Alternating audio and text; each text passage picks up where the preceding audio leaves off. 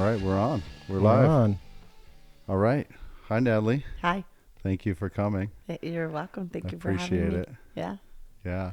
Can you tell everybody who you are, please? Yeah. My name is Nataline Ruth Cruz. I am a proprietor of a healing space called Strawberry Moon Energetics, Ancestral Healing and Sacred Teachings. I have a podcast called The Sacred Donut. I have a school of Mayan cosmology called the House of the 13 Eagles, Oshlahu Ochotchikin. It is a school of Mayan cosmology and cosmic investigation. I have a background in shamanic practices. I do energy work, spiritual counseling, intuitive counseling. I teach classes. I teach classes on the Mayan cosmology. I teach classes on Egypt and ancient Egyptian teachings, sort of a ancient aliens perspective. I teach classes in other different healing spiritual realms, all things related to health and wellness, spiritual connection, and mental health, all of the major manifestations, mental, physical, emotional, spiritual. Wow, that's a lot. We're going to have to unpackage all of that. That was a short version. Okay. So, yeah, I was listening to some of your podcasts, and very dynamic. There's not, to me, there wasn't just like one thing. There's so many different things. I couldn't even, like, there's layers. There's like no end to the different, like you were just stating and introducing all these different things. Yeah. That's kind of like, yeah. Yeah, I think that in some ways our reality is simple, and in other ways it's very complex. And I kind of joke that everything I teach and everything I preach is I'm saying the same thing over and over. I'm just saying it in different ways so people can understand in their own way and what resonates with them and how it resonates. So whether it's in a tradition or whether it's in a very simple stated way, like you have a choice to be happy, that simple. Yeah, I try to come from different directions so people can find what works for them. Can you share with us the origin of how you got into this line of work? So when I was little, I'll try to do the short version of a long story. When I was young, I was about 10. My dad was 18 when he had me, so he was a young parent. So when I was about 10, he was cleaning out some books from college, and he gave me a book called Bless Me Ultima by Rodolfo Anaya, and it's a very popular book in the Chicano literature genre. Bless Me Ultima is about a curandera, a medicine woman. So he gave me the book when I was about 10, and I read it, and I was just in awe. And from that point, I thought I would be writing. I thought I'm going to be a writer, and I'm going to write about mysticism and shamanism and curanderos and medicine people and all things mystical. And then I went to college for that. I went to college for writing and literature, and then my brother had a traumatic brain injury. He was shot and through the head, over the temple, and all the way through, and they said he would not make it through the night. And all my big sister instinct was like, okay, I just told him while he was in a coma, like, if you're going to stick around, we're going to get you back to health. If not, now's your time to go. And so I just started to put my hands on him and started working on him. And every day there was a little improvement. And over a course of several weeks, and lots of prayers and family prayers and ceremonies and things like that, he walked out of the hospital, walking, talking, full memory, 6 weeks. And they said if he lived, he would be paralyzed and probably be a vegetable. And so he said to me at some point, like, when you touched me, I felt electricity. He said, and you need to do this for people. You need to touch people. And so, you know, at that time, again, I was into that kind of stuff, but as a writer, as a spectator. And so I knew when I was working on him, I was just loving him the way a sister does. And what would I want if I was laying in bed all day? You know, I'd want somebody to move me around. I'd want somebody to bathe me. But I would notice that I could see through his eyes what was happening in his brain. So if I touched his feet, I could see that his brain was rewiring.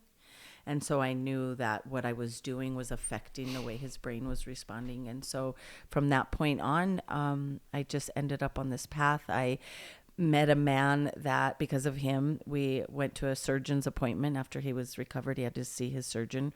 And this man recognized my dad in the waiting room. And he was somebody he went to college with. And he was an engineer who had turned into an acupuncturist. And so he recognized my dad and he was like, why are you here? And he said, oh, my son's here for this and that. Well, my brother was recovered, but he was having a hard time with his speech because the trauma to the muscles in the face. And he said, oh, I can needle him and no problem. Well, that's an easy fix. So since my brother was recovering in my house, my mom had moved in and she was taking care of him. This man came over and just started to, I worked from home at the time, and he started to just teach me about Chinese medicine and things that, you know, would like wind in the blood or your meridians and things like that.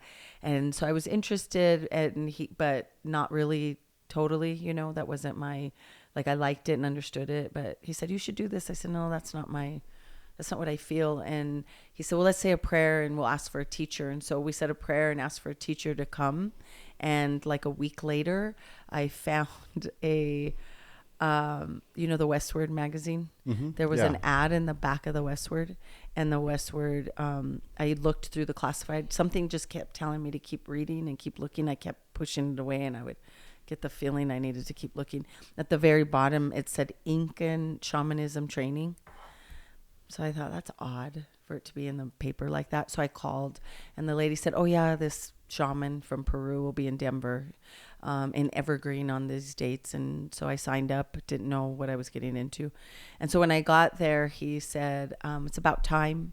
You know, I was supposed to be there at 9. I got there about 8:30, and he was like, it's about time. And I was like, I thought I was supposed to be here at 9. I thought it was early. And she kind of laughed, and she said, no, his teacher, he's an elder from the area he was from, told him that there was somebody lost and needing a teacher, and that they needed to put an ad in the paper in the next city they were in. And I was the only one that answered it. And so they were like, you found your way. And so within a few months, I ended up in Peru studying with like 13 shamans. They had this strange out of the blue reunion of people that didn't even know the other people existed. So I ended up on the mountain with like 13 shamans. And from there, I just been working with medicine people ever since. Where are all these shamans from? This particular group were from the high mountains in Peru, in Cusco area, in the area of Cusco, outside of that area. And then I went from there, started working with medicine people from Mexico, so curanderos, shamans, different types of energy healers, herbalists. Started working with them, and then I went to places like India and Indonesia and started working with people who have a on the other side of the world, a more Eastern philosophy, and started learning from them. And then I've just spent my whole adult life just traveling all over, learning from different medicine people, different traditions, and the way they use spirituality and energy work and natural ways of healing to heal the body or the being. Yeah, and that's one thing I was reading was there's like Arabic teachings, Chinese teachings, and other teachings. Yeah, there's teachings from every, shamanism started in Siberia. So a lot of people think it started in South America, but it actually originated in Siberia. And so there's teachings all over the world. And what I've seen, they all have similarities. They all have a same kind of understanding of the physical body, the energy body, the chakras, the meridian pathways, the electrical currents in the body, the atoms, the cells. They all sort of have the same understanding. They just use a different language. So there's not like a base religion for this. No. Yeah. No. I've worked in the Andean tradition, the Mexica Aztec tradition, a little bit. The Mayan tradition is more of my focus now. But they're all, a lot of what we call the indigenous, especially in North and South America, they all have a similar base, very nature-based understanding. But then when you go to places like in the Eastern traditions, they're very similar as well. They have an understanding of the energy of the mountains and the energy of how the earth, works with us to balance or to ground us. Like all of it's very mystical, and at the same time there's a lot of scientific understanding. That's what science has done recently, is sort of proven what medicine people, mystical people have known for thousands of years, that we are connected to everything and that we are highly affected by the earth. Touching, walking barefoot on the earth is super healing. How so? It grounds the body. It causes it interacts with the electrical currents in the system, and so by touching the earth, it's like activates within the body. It's like grounding, like you do electricity. It's like giving it a place to run. And so it roots us into the earth and it wakes things up in the body.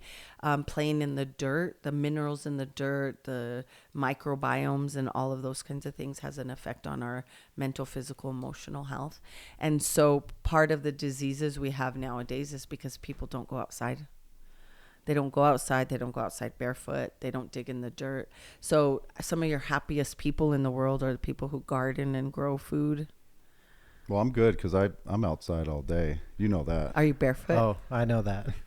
I'm not barefoot. Yeah. Not right now with the way the backyard is. You need to be barefoot.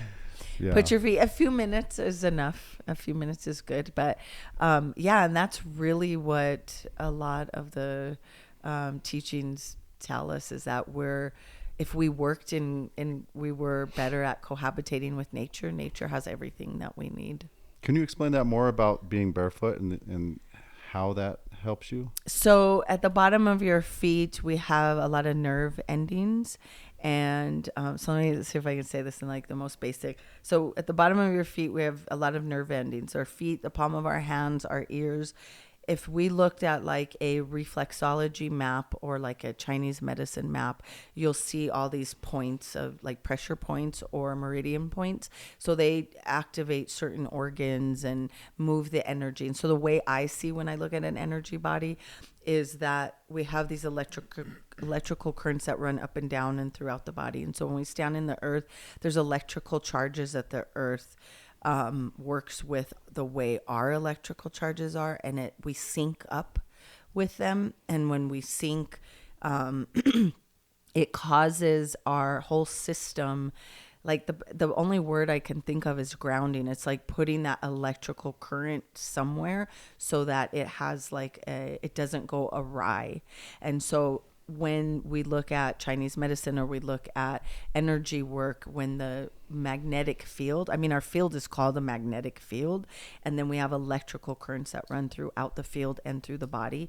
And so everything is energy. And so the energy of the earth balances the energy in our physical body.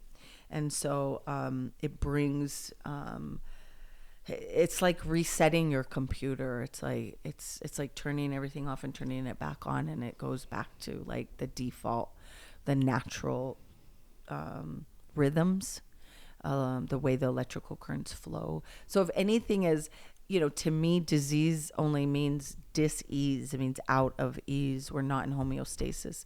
So any kind of physical disease is literally out of balance. Something's out of balance. So either your spiritual health is out of balance, your physical health, usually emotional and mental is what is the biggest causes of disease. Your happiness is everything. If you aren't happy, you can manifest disease really easily. What you mentioned about when you went down to South America, right? Mm-hmm. and you learned a lot about the healing techniques, um, and there's probably other things that I'm very ignorant to this. But what are some of the things you learned down there? Well, when I was in different area, depends on what area I was in. In Peru, it was the shamans work a lot with mesas, which are like their medicine bundles. It's a bundle of stones, and they see the stones as live beings. The stones are just as real as like a plant. And so working with the stones in a way of connecting to the mountain spirits and the energy of the mountain, and using those stones to heal the body. So we can do like soul retrieval. Excuse me. Soul retrieval is like, let's say somebody has, I guess in Western thought, we would say PTSD.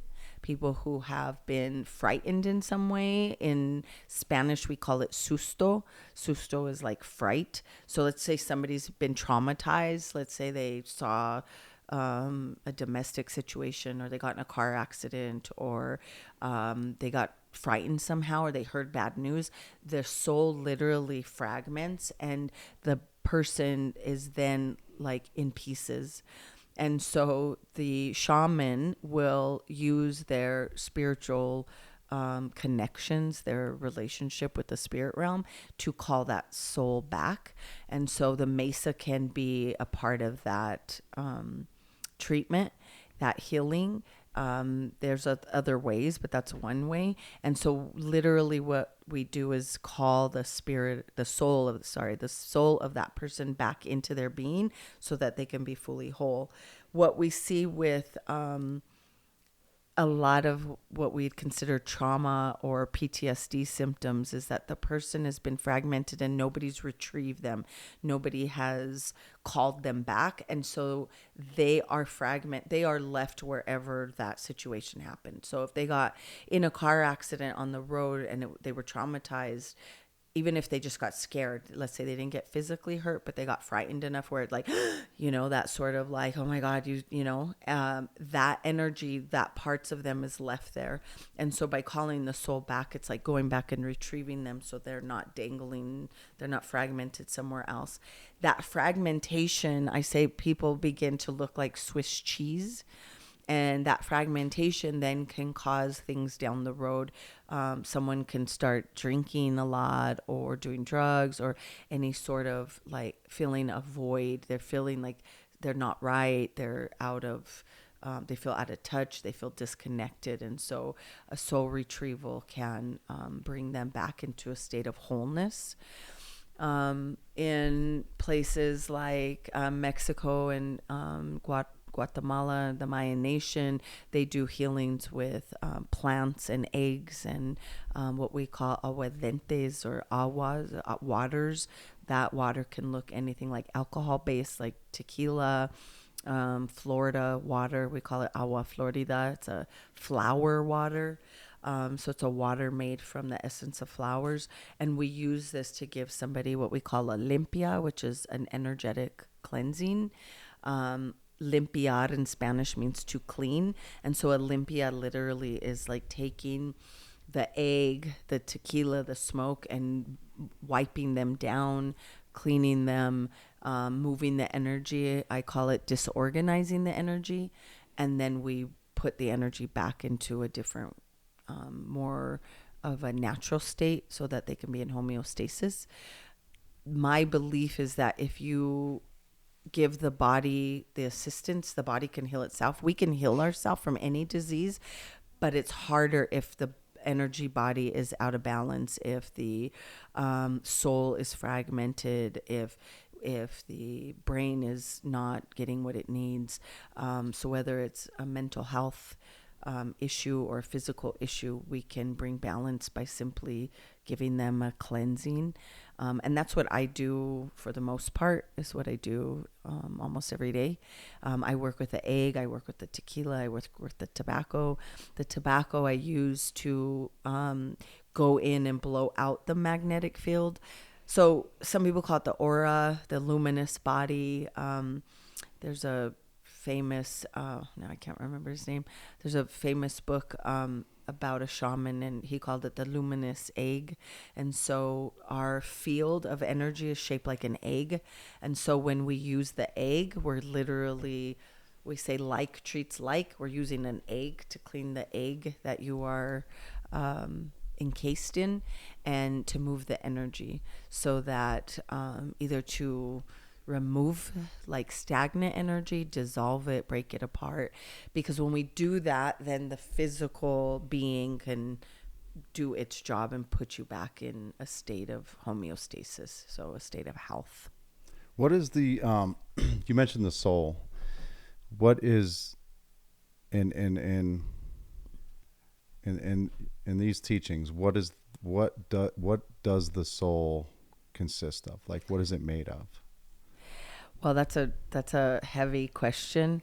We understand that we're made from like the cosmic firmament, and so the soul is what's eternal, and it is also energy based, with a consciousness.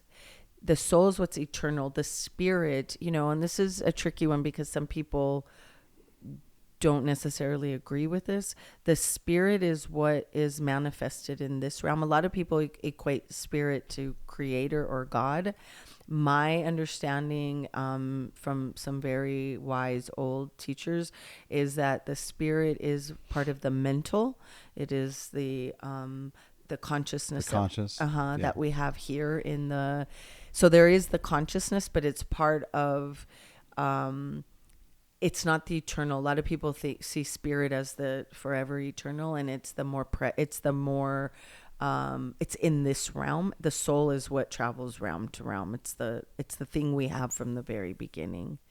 So what it's made of is, if we look at it from like a material state, it's not really a material state in essence, but everything is created from that cosmic firmament, the cosmic, what the stars and everything is made of. So it's all coming from the same place. And my understanding is that we come from that, what I call the primordial soup, the beginning of the beginning, the zero, the black hole, the potential of everything. And so the soul's created in that primordial soup, right? First there is the sound, the spoken sound that began the creation, the thought. First there was the thought, the consciousness, and then the word spoken, whatever word you think that is. Different people say different things.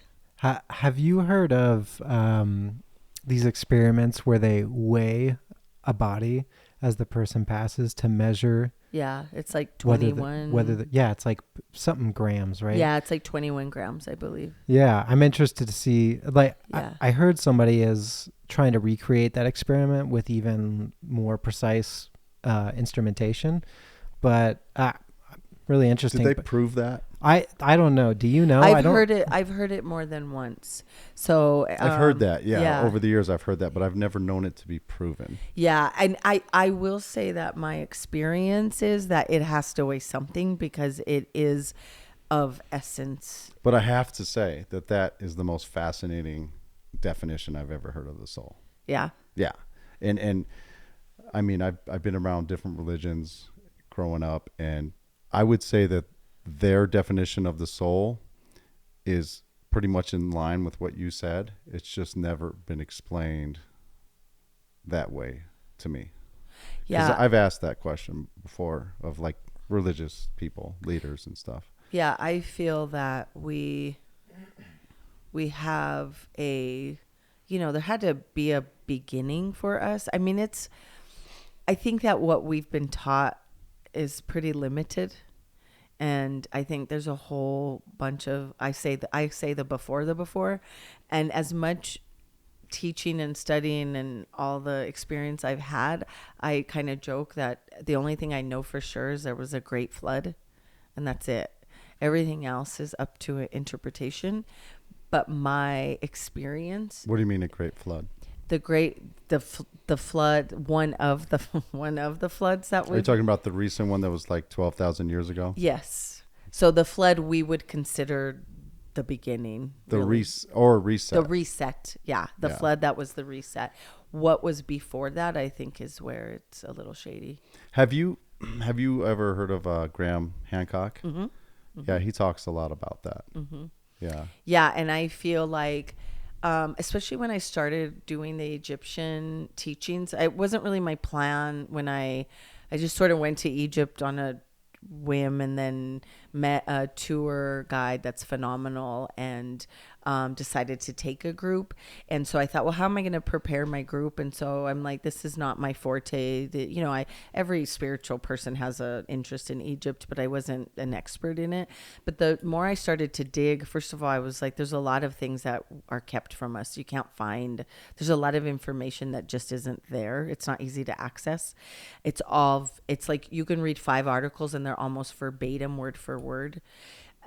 Because the Egyptology wants to keep it the history that we understand it to be, and I come from a very ancient aliens perspective, and so you're gonna have to tell us about that. So an ancient aliens perspective would be like kind of like the show Ancient Aliens. If you've ever watched the show, it's a phenomenal show. I've been watching it since, I don't know, it came out like 20 years ago. And it always has sort of a skewed perspective on like, okay, so we go to this sacred temple, this pyramid, and, the stones are as big as this room and slaves built it. So it's kind of like, it always gives that air of like, we need to question this belief, because how can they stack these stones with no mortar, there's nothing holding it such together. Such precision right. And all that. And the weight. Yeah. And so this is when we go back to the sound frequency. Like, did they actually do this with frequencies, with sound? I think that's the most recent argument that's being had. Yeah. And so when I started to teach the Egyptian stuff, I went with the eye of like, okay, at first I'm like, okay, I have to show them who the pantheon of gods are, because we're going to go to these temples and these people are all over the temple walls. But then when I started to realize, like, when you look at the Emerald Tablet, when you start digging around, these weren't the gods in the way we understand. And it started to tweak the way I viewed all of the teachings I've ever had, that what we see as, in the Egyptian teachings, there's a pantheon. So they'll say like, this is the god of love and war, or this is the god of whatever, right? And I started to realize as I got deeper and understood more and got intuitive, because I work very intuitively, that what they're talking about is the manifestation of, and that's in all of us. And I started to really see that in all the traditions, like when we talk about, all of the traditions have these same God, these same deity figures, these God figures, and they're all related to like some sort of emotion, some sort of aspect that we carry within us. That's when I also started to say, we're not worshiping people. These aren't people. What they're saying is, like, when you go to Egypt, there's a temple of Horus and a temple of Sobek, and they're together, and it's called the duality. And what it is, it's literally the good side of man and the primal man. So Sobek was like the alligator or crocodile god, and he was very primal. So he would like have sex with everybody's wives. Like, the joke was like, keep him away from my wife. He was very much like, they say the Nile was created from his semen. Like, it was all about like his primal instincts. And so he was, sounds like it's about a little bit of his ego too. Well, he was a crocodile, or no, yeah, crocodile. So the other side is Horus, who's the falcon, and he's like all the good side of man. And so I started to see, like, we're talking about how we carry both of that. You have a primal instinct and a primal part of you, and then you have a good side. Everybody does. Every person has both. And so starting to understand what they were saying is, you have to honor, this temple isn't worshiping this crocodile per se. This temple isn't worshiping this falcon. It is the manifestation of, it's worshiping that which it was what is in you. This is who you are, and we have to bring balance to that. And so my work, going back to like working on an energy body, is about bringing balance. When you say worship, is it more like a reflection? But in our understanding, we think people go to Egypt to worship, right? That the Egyptians were worshiping these gods. The people may have interpreted that at some point, but this is how all religions have sort of confused humans. And that's what I'm trying to undo in my work, is to get people to stop getting tied up in how religion is taught in the way we've been told, and start looking at it from the perspective of all of these ancient texts were telling us this is what you are, and this is the potential you have, and this is where you can fall. And so we see that every day. Man is either good, or he's not, or he's somewhere in between, or both. Yeah. Or both, yep. Right? And so I honor that in every person. I assume that there's a, quote, bad or dark side of a person, and integrating that, helping them to integrate that so they can be more balanced, and they don't have to like shove one of them in the corner and pretend to be good all the time, because that eventually is going to cause havoc.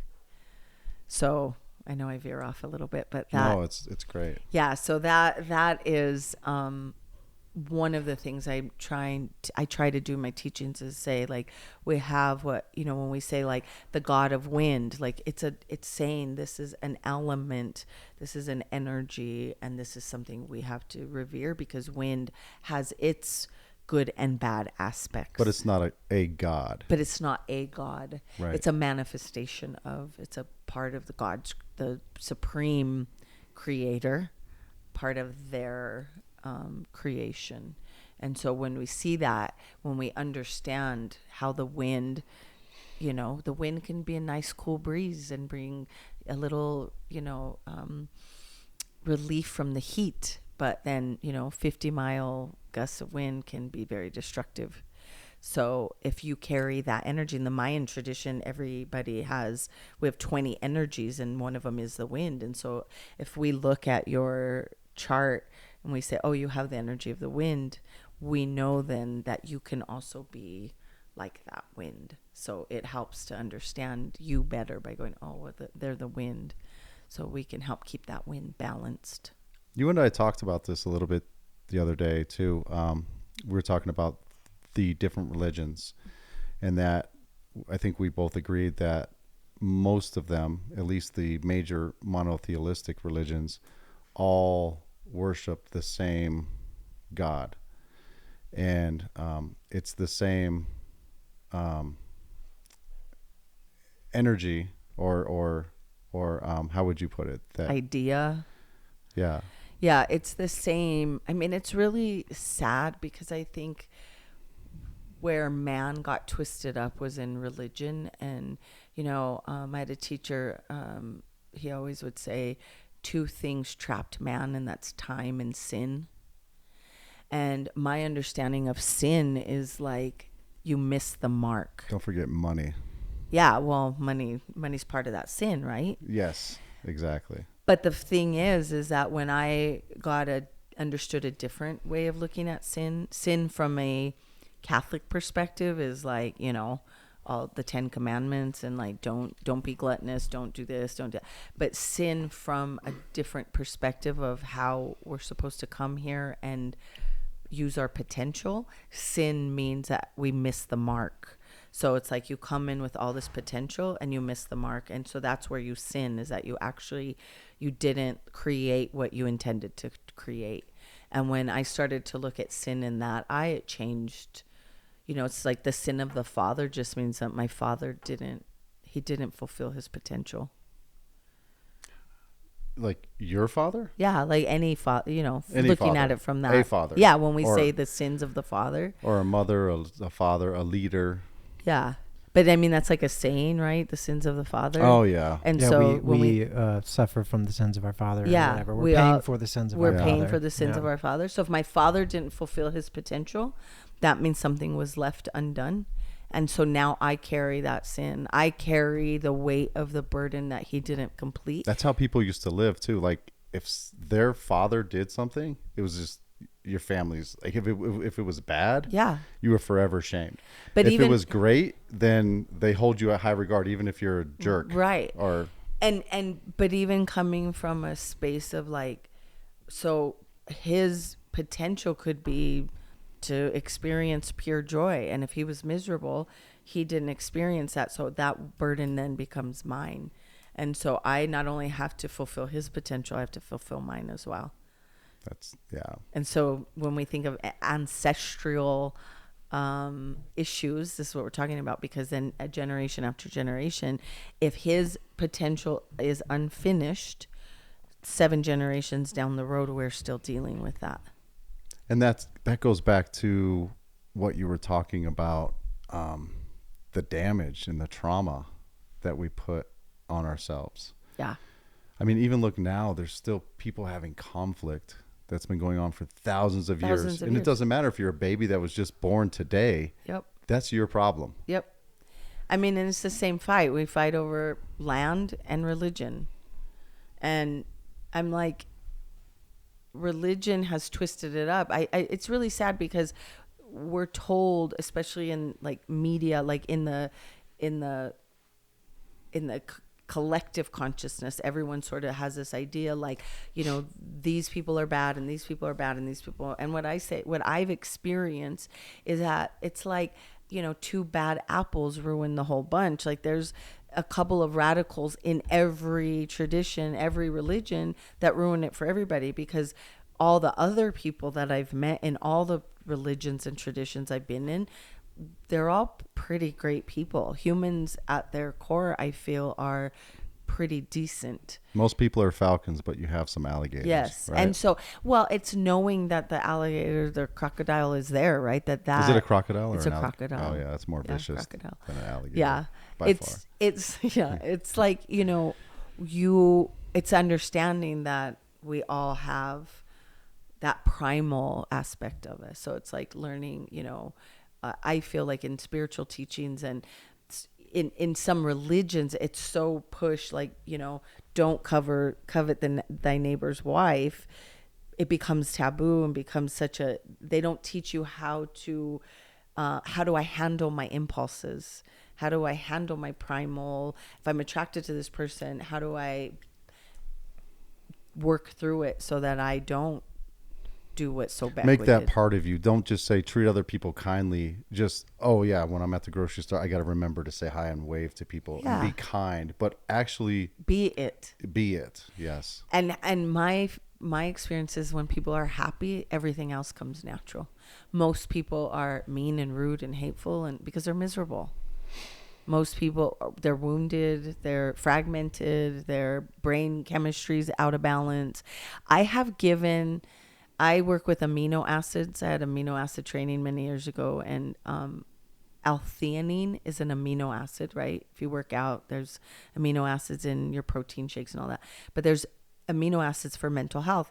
And L-theanine is a dopamine booster, comes from green tea. Well, in some countries, they drink green tea all day long, right? And they're happy people. I give L-theanine, I've on several occasions, like super grouchy people, just cranky, just crotchety, right? I'm like, here, take one of these. You know, what are you giving me? Take it. I promise. It's all natural. 20, 30 minutes later, they're literally like smiling. What did you give me? And I'm like, L-theanine. Your dopamine levels are low. Boosting their dopamine, totally in a better mood. I'm like, did any of your problems go away? Did anything change in the last 20 minutes? No. Do you feel high? No, I just feel happy. It's dopamine. It's simple. What do you recommend? So more people are moving into the cities. And I remember hearing about this in, I think, the mid-90s. They said by the year 2050 that most people will be in urban settings and not in rural areas. And with that comes the stress of the 9 to 5, chasing the dollar. I need this, I need that. And even today with all the social media, everybody's just locked on their phones. They're just they're just, this is how they live. The effects that's having on us, we know there's a lot of things going on that's affecting us. There's mental health issues. There's people that are, more people are obese than they were decades ago. Especially here. In the U.S. Oh, yeah. In the U.S., yeah. I mean, how do you convince people to, I'm sure it's something you guys talk about, right? Yeah. And I mean, this is why what I do is considered holistic healing. It's a holistic approach to health. Western medicine, you know, I used to talk a lot of smack about Western medicine, and I still kind of do, but I do give credit to Western allopathic medicine as like, it is great for emergency surgery. It is great for a broken bone. The technology is great. The technology, the right. tests are wonderful. Like, how blessed are we that we can just like put you in a machine and CAT see scans, inside, X-rays. see inside your body. Yeah. Tests are great. I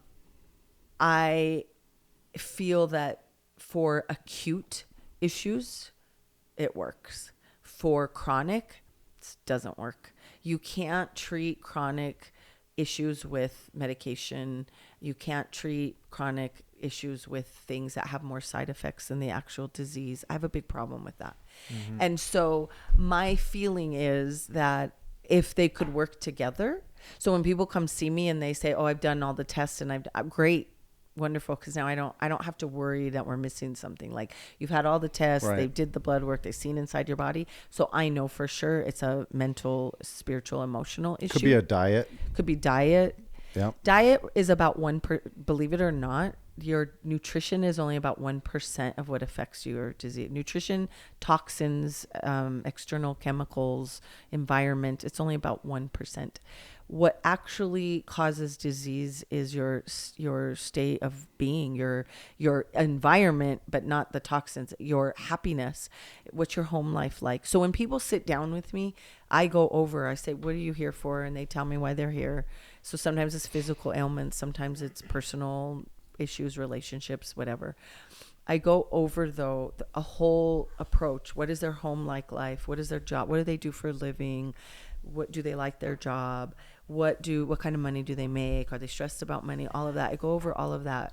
Where do they live? Because if they're not happy, that's going to affect everything. It has a huge effect on what we call epigenetics. Have you ever heard of epigenetics? Yeah. Epigenetics is Dr. Lipton. I love Dr. Lipton. He is a doctor that is the one that's sort of been the biggest spokesperson for epigenetics, and he says he has scientifically proved what shamans and medicine people have been saying forever and treating forever, is that he's looking at your body from a place of, I look at the cell and the environment that is going on around it, the state of mind of that cell has a direct effect on how that cell reacts. So if I think negative thoughts and I feel negative things, the cells in my body are literally committing suicide. They're like, it sucks here, let's go. Your DNA telomeres start to shorten, and so your life shortens. If you hate your life, and you talk about that all the time, if you're miserable, your life will shorten. Those telomeres will, and eventually you'll leave sooner. We should live to be about 120. And so the fact that people die like 60 is crazy. But when we look at, yes, diet, I will say, like, this is what I know for sure. If you change the diet and all that, it's going to you're going to feel better. But I know happy people that, like, my grandpa's 93 and he used to pour bacon grease on his breakfast for many years until my grandma like cut him off. But he's lived a long life because he doesn't hold on to things. He's happy. He does his little exercises every morning. He has a strong spirit, and he's just has a strong state of mind where he doesn't let a lot of things get to him. He just handles business. He's just, he's a very giving person. And so what I've seen is that, yes, we can look at someone and say, okay, you're obese. We need to change your diet. We need to change. I'm a fan of that. I'm big. I'm always preaching. Yeah, I didn't want to spend too much time with that. But when you said 1%, I was thinking of fast food, and I was thinking of processed foods. Absolutely. But you're saying, even though that can greatly impact you physically, bad food, you're saying that the bigger issue is your state of mind, your happiness. Right. Makes sense. Because that is from a shamanic perspective. If I'm thinking positive, not just, this isn't like, oh, let's, have a positive mantra. And this is if my being is happy, the water in my body is resonating at that higher frequency. The cells in my body are resonating at a higher frequency. I'm living in a different reality than if I was miserable. And so, yes, sometimes food can affect that. If you're eating crap, you're probably going to feel like crap. So we can boost your dopamine. We can help you feel better. If you're not obese and you're active, you're going to feel better, right? You're going to enjoy life more if you're not struggling to, if you can get in an inner tube and go down the river, you're going to enjoy yourself more than if you're struggling, right? But the state of mind is, it's got to be there first. No, I agree. Even if you're eating the best foods, you're a multi-billionaire, you can buy the most organic, fresh, healthiest foods, and your state of mind is not good.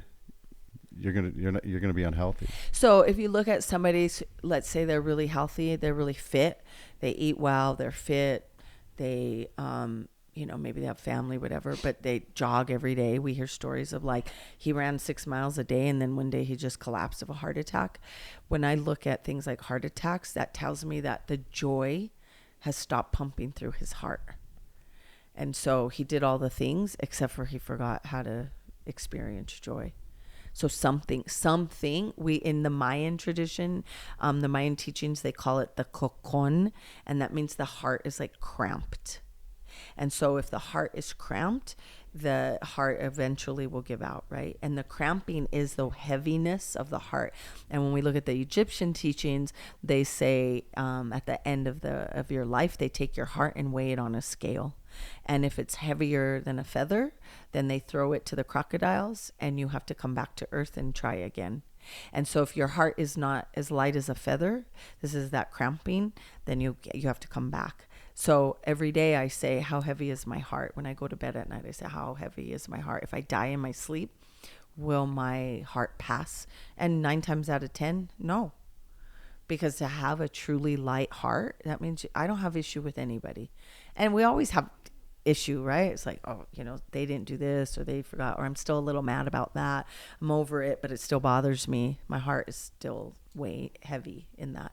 And so in the Mayan teachings, we take that heavy heart, that cocon, that cramped heart, and we can bring healing to it by, like the tobacco. I can go into your field and start to uncramp that heart with the tobacco. The tobacco, in the mystical understandings, can travel through your physical matter. The M, we call it the M, can travel through the physical matter and open up the heart just with the smoke. I can go into the chakras. I can go in literally and have the smoke go all the way, travel through all the atoms in your body. You're not talking about smoking cigarettes. You're talking about... I'm talking about cigars. Cigars. Mm-hmm. So we use tobacco in a very sacred way. It's not smoking. Right. It's ritualistic, right? Yeah. It's for healing. So if you go, like your neighbors will probably tell you, like, at my place, the tenants will say, well, there's always people outside my shop with cigars. I have seen people there with cigars. And that's what they're doing. They're in prayer. So, I've seen ladies outside smoking a cigar, and I'm like, okay, damn. Oh yeah, we have a women's class. There'll be like 30 women outside, all ages, with big cigars, and they're all like, I was like, diesel. Yeah, they're hardcore. These are the warriors.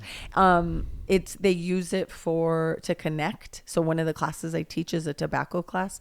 In the Mayan traditions, they have even deeper teachings, but in the teachings that I do for just my general public, it's teaching them how to connect with the tobacco in a sacred way. So you're saying smoking cigars is relaxing? Yeah. Well, so what we say is we don't smoke. We're not smoking. You don't inhale. No, we don't inhale, and we're connecting. So in the connection, like every part of it is very sacred. And so we connect with it. It gives us an opportunity to sit in reflection, in observation. It gives us an opportunity to heal ourselves, because by sitting quietly with the tobacco, and tobacco is a stimulant. So it can also be used, like if we're tired and we have ceremony in the middle of the night, it can stimulate the body and perk us up, but it's also an absorbent. So it absorbs energy and it can dissolve. So it will break up the energy, the stagnant energy. It'll absorb it and move it out of the physical body, out of the energy body. So we use the breath, our breath, what we say, the breath of God. We use our breath to move the smoke and open up. So we can go in and open up all of your chakras, open up your field. I can also read the energy body. I can tell when I go with the smoke what's happening I can tell wherever the smoke sits. I can say, oh yeah, you've got some congestion there or here. And the smoke will also tell me what's happening in your life, in your being. So I have an extremely heavy heart ever since I've been born. One day I'm going to write a book, I promise. But what would you tell people who are caught up in the rat race of the urban life, or even they don't have to be in an urban setting, just somebody who has trauma or somebody who has a heavy heart? What advice would you give them to manage that? It would depend on what they were, because I could generically say like forgiveness is a big piece. That's a big thing for me. I have a hard time forgiving people. Yeah. And it really only traps you. Forgiveness, fear has a lot to do with why people are in the state of mind they are in. And especially right now, after what we've just been through the last couple of years, humanity is trapped. The elders from the Mayan nation also have put that message out, like humanity is trapped in the mental and in the fear. So they're afraid to think for themselves. They're afraid to move in their own instinctual way. They're afraid to leave their house. So in an urban setting, this is why people are often surprised at my location, because I'm literally in, a cement jungle in the middle on Colfax, right? Where I should probably be in some tropical or mountain nature place. But my feeling in the beginning had been, I need to take the light where it's dark. What's the point of going where the light already is? And so in an urban place, I say like getting in touch with nature. Like, okay, so you live in concrete jungle, you need to find patches of grass, you need to find dirt, you need to take advantage of the mountains that are 20 minutes away. Get yourself outside, get fresh air, quit being afraid, forgiveness. But it's easy to just say that. I have to also figure out what's the original wound. If the original wound, usually 9 times out of 10, is mom and dad are the biggest culprits of all of our woundedness. But we become parents and then we become the perpetrators. So it's like when you grow up, I say we do ceremony to literally get you to take responsibility for your happiness, because most of the time people will blame their parents until they die. And so at 35, 40, 50, we say, okay, we're going to do the ceremony. This is your final hurrah to blame your parents. And from this point forward, you are responsible for your happiness. We're so weak, aren't we? We're so weak. So weak. We're getting softer, I think. You think? Yeah. Yeah. And I'm careful, because I'm also very aware that especially the generations of kids coming in, they're much more sensitive. Right. They're not what some of us were. A lot of us. Well, we have easy times now, right? Easier times. Yeah. Great. Weak. Yeah, where our grandparents but it's a cycle, and we have to. Yeah. That cycle has to run itself through. Yeah. The next cycle is hard times. Yeah. Create strong men again, and women. Yeah. And so I also know what I've been watching with this generation, these younger kids, these more sensitive kids, something is germinating.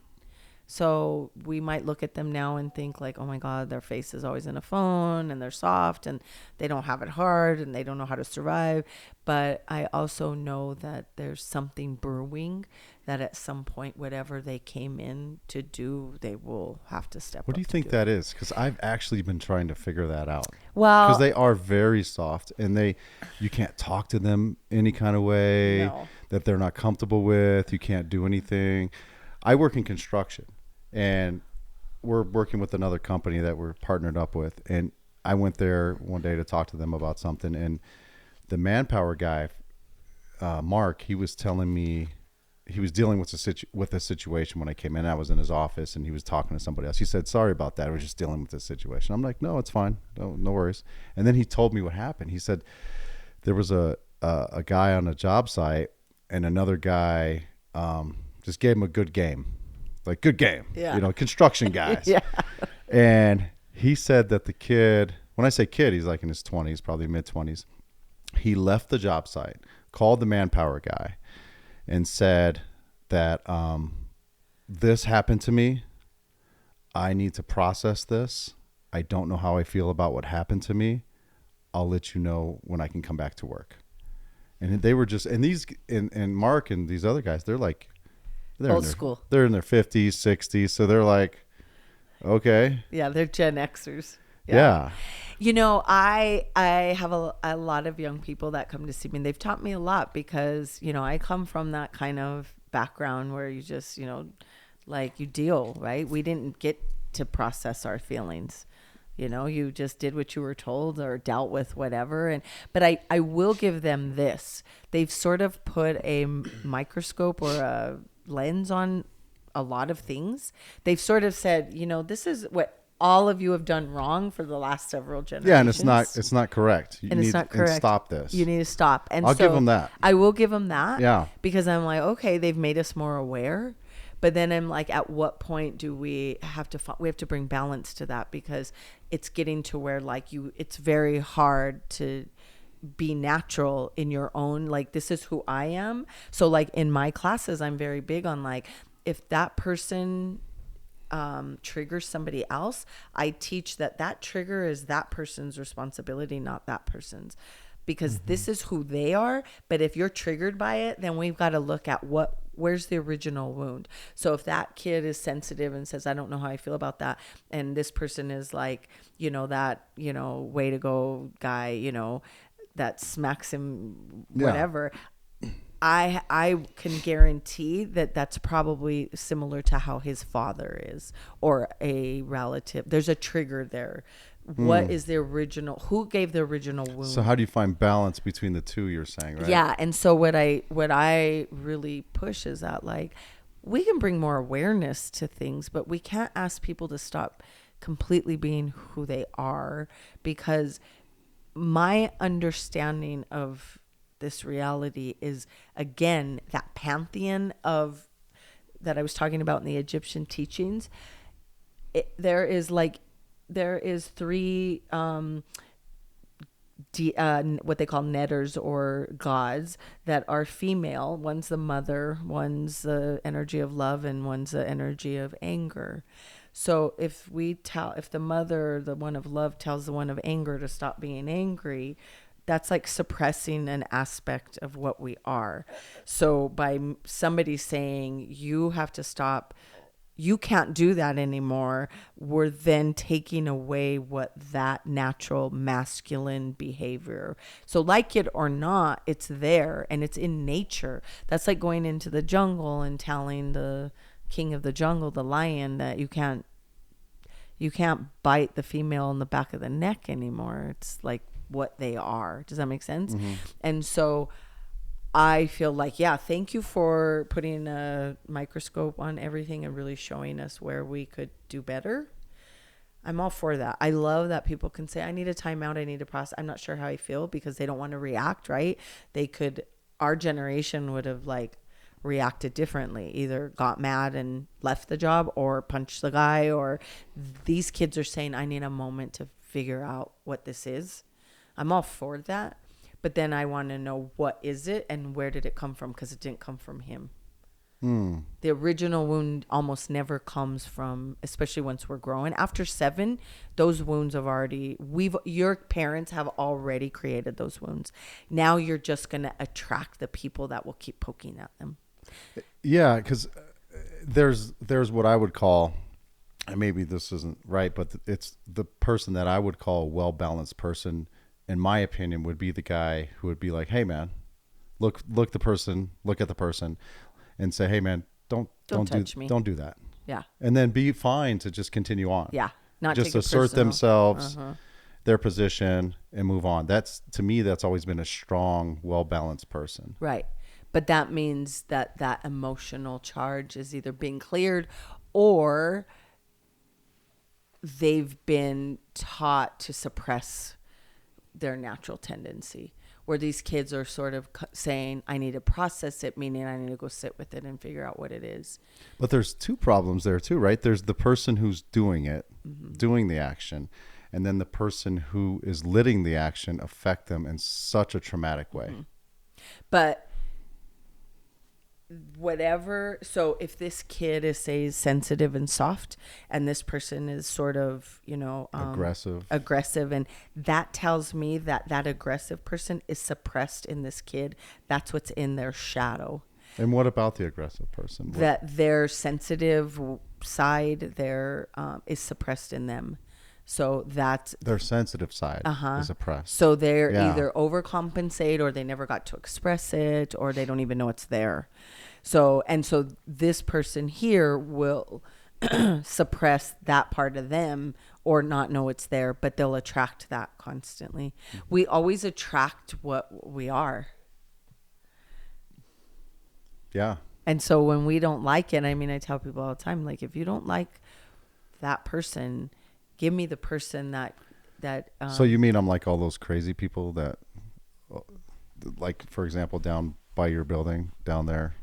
Yeah, the people that get on your nerves or irritate you or I'm just upset like them? you. Yeah. Oh, you have to see, like, what is it about them that bothers you?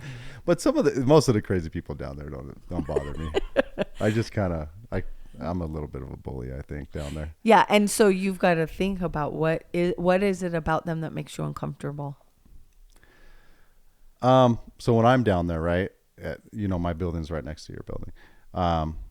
I'm more worried about the effect that those people are going to have on the property and the tenants. Yeah.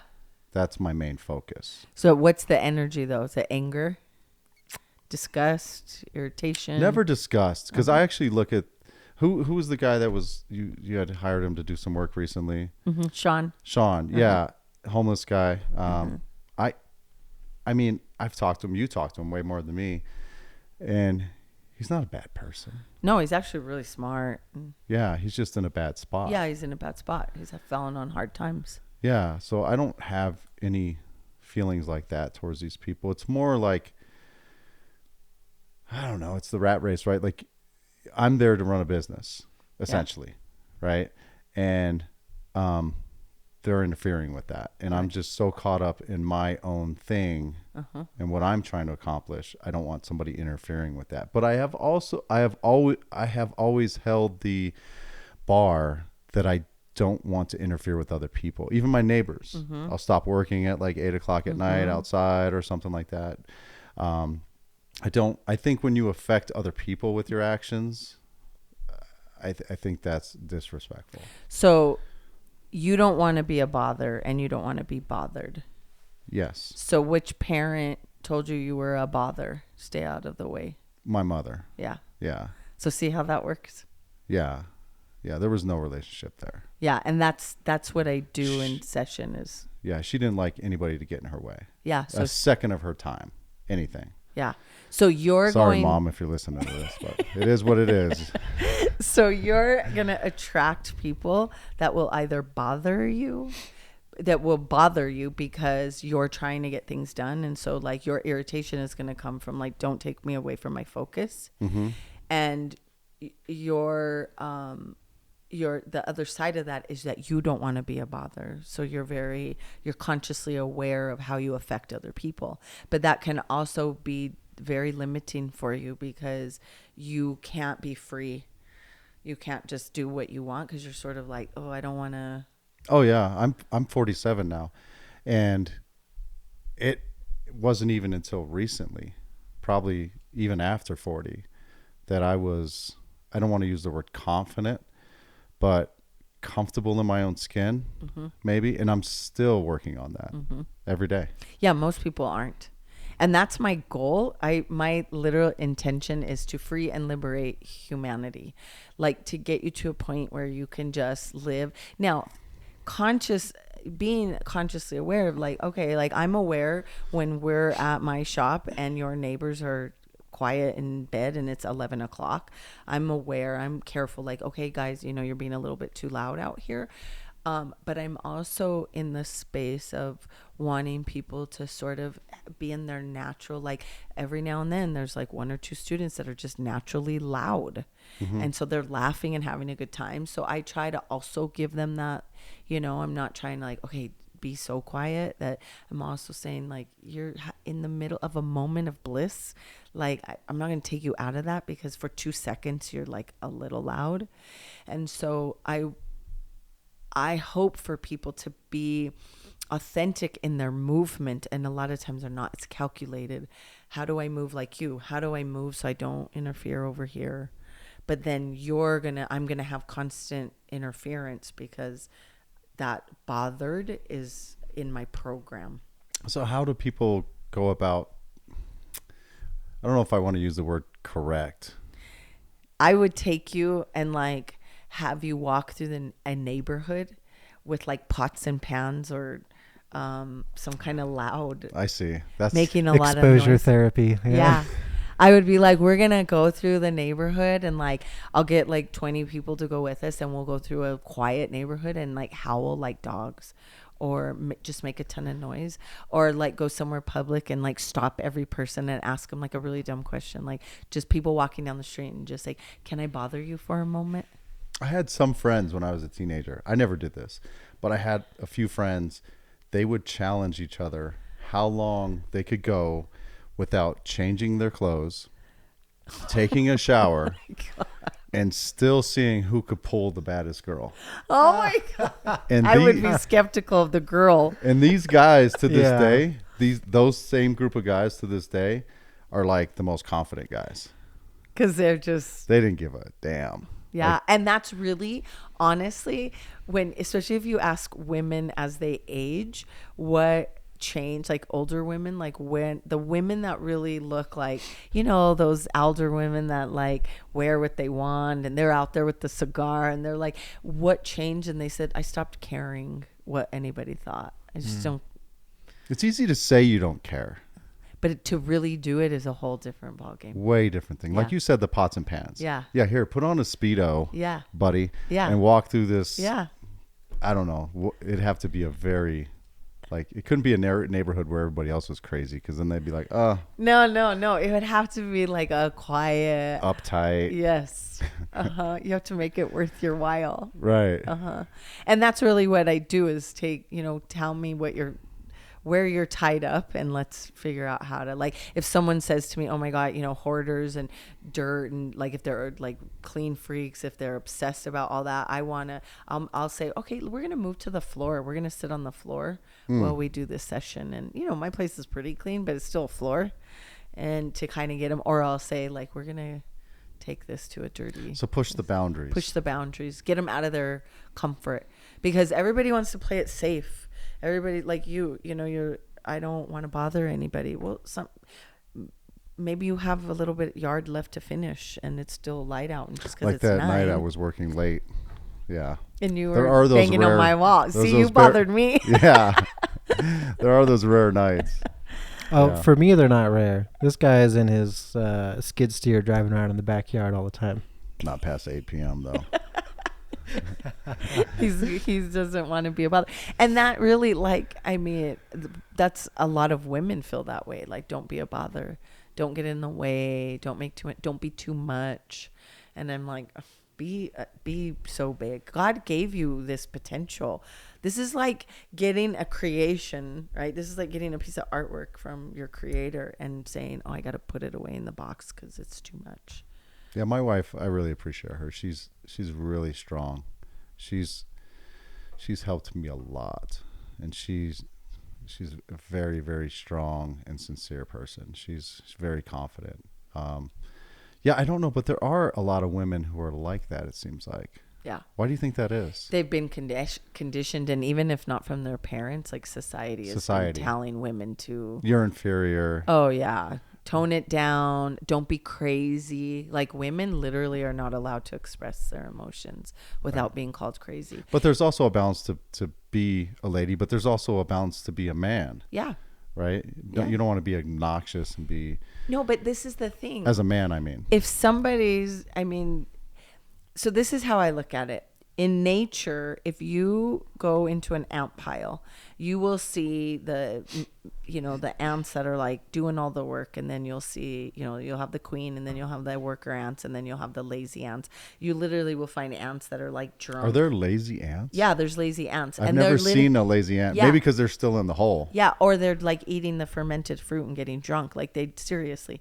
Really? I think hornets do that as well. Like they don't let them in. So there's some drunk. guys chilling back in the...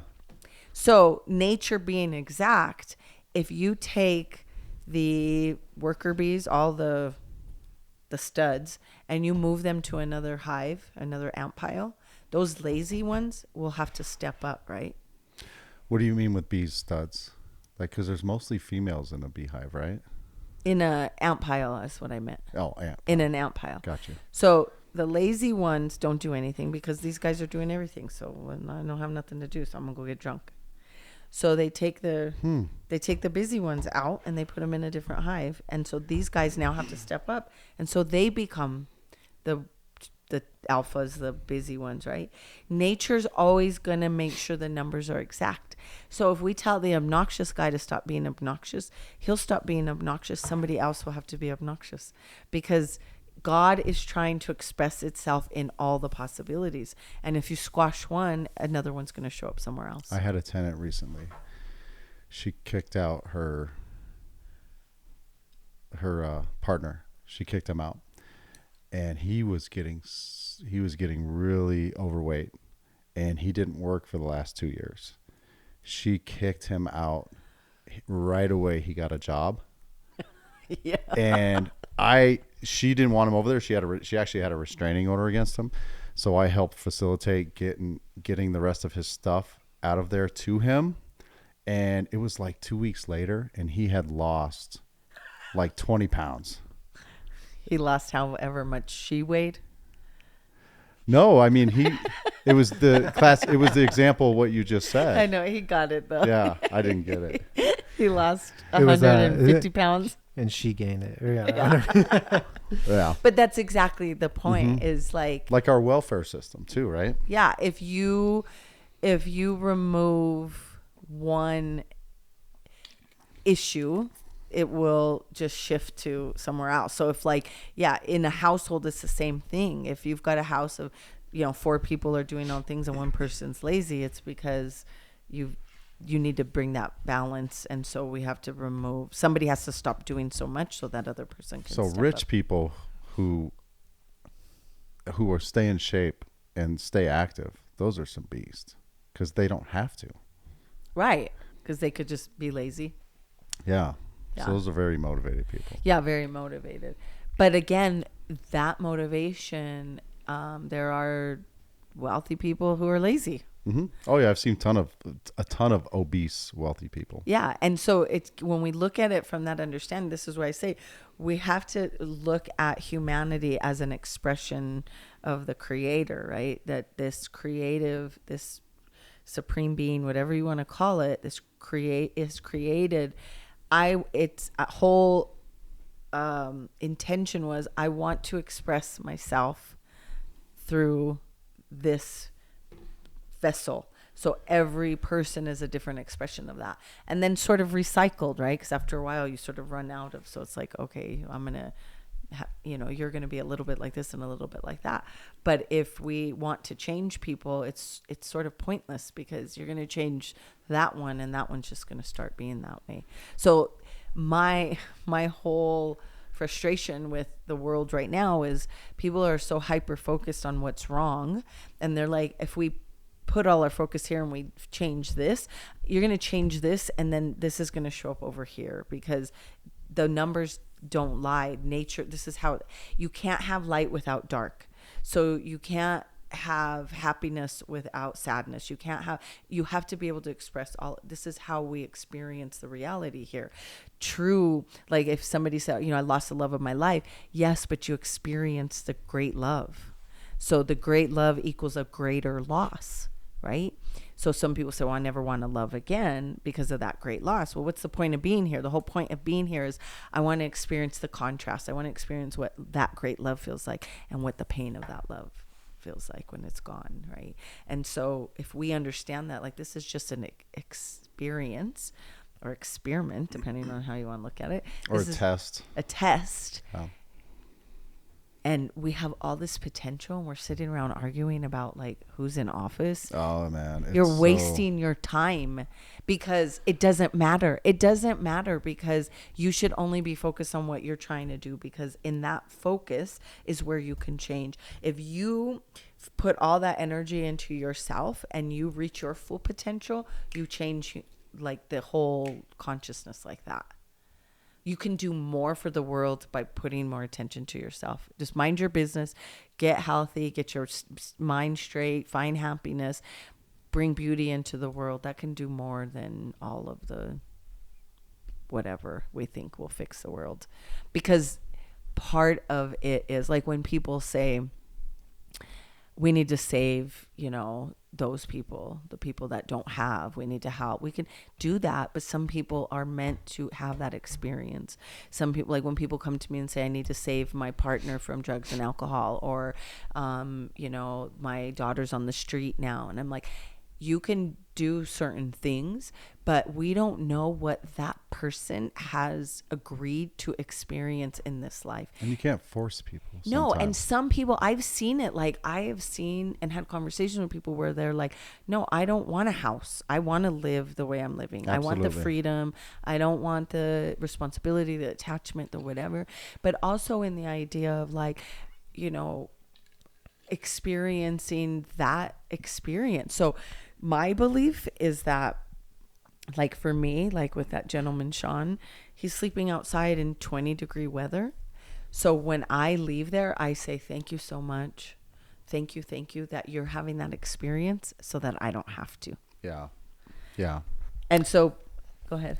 I was going to say, this is something, I listened to a bit of your podcast, like a few hours worth, and something that really stood out to me was your ability to be thankful and find happiness in things that most of us don't. Well, for instance, one thing you mentioned was when you're in a state of thankfulness, the traffic parts for you, which the traffic never parts for me. So that was very much something that was intriguing to me. And I thought it's amazing to be able to put yourself in that state of mind, to look at something that's, most people would say this affects me negatively, and look at the flip side of it and say, I can't believe this is happening. This is great. Yeah, this is what an experience. Like my brother was like, 7 years younger than me. He was my baby. I was 7 when he was born. I was my baby, and he was my best friend. He was a pain in my ass. He was like wild and crazy and just out of control. And he was a blast. He was funny. He was my great love. And in his moment of impulse, he put a gun to his head and didn't mean it. Later said, like, pulled the trigger and, oh, sorry, didn't mean that. Well, it was too late. And because of that tragedy, I'm sitting here talking about what I'm talking about today. That hard experience was a huge blessing in so many ways for me. His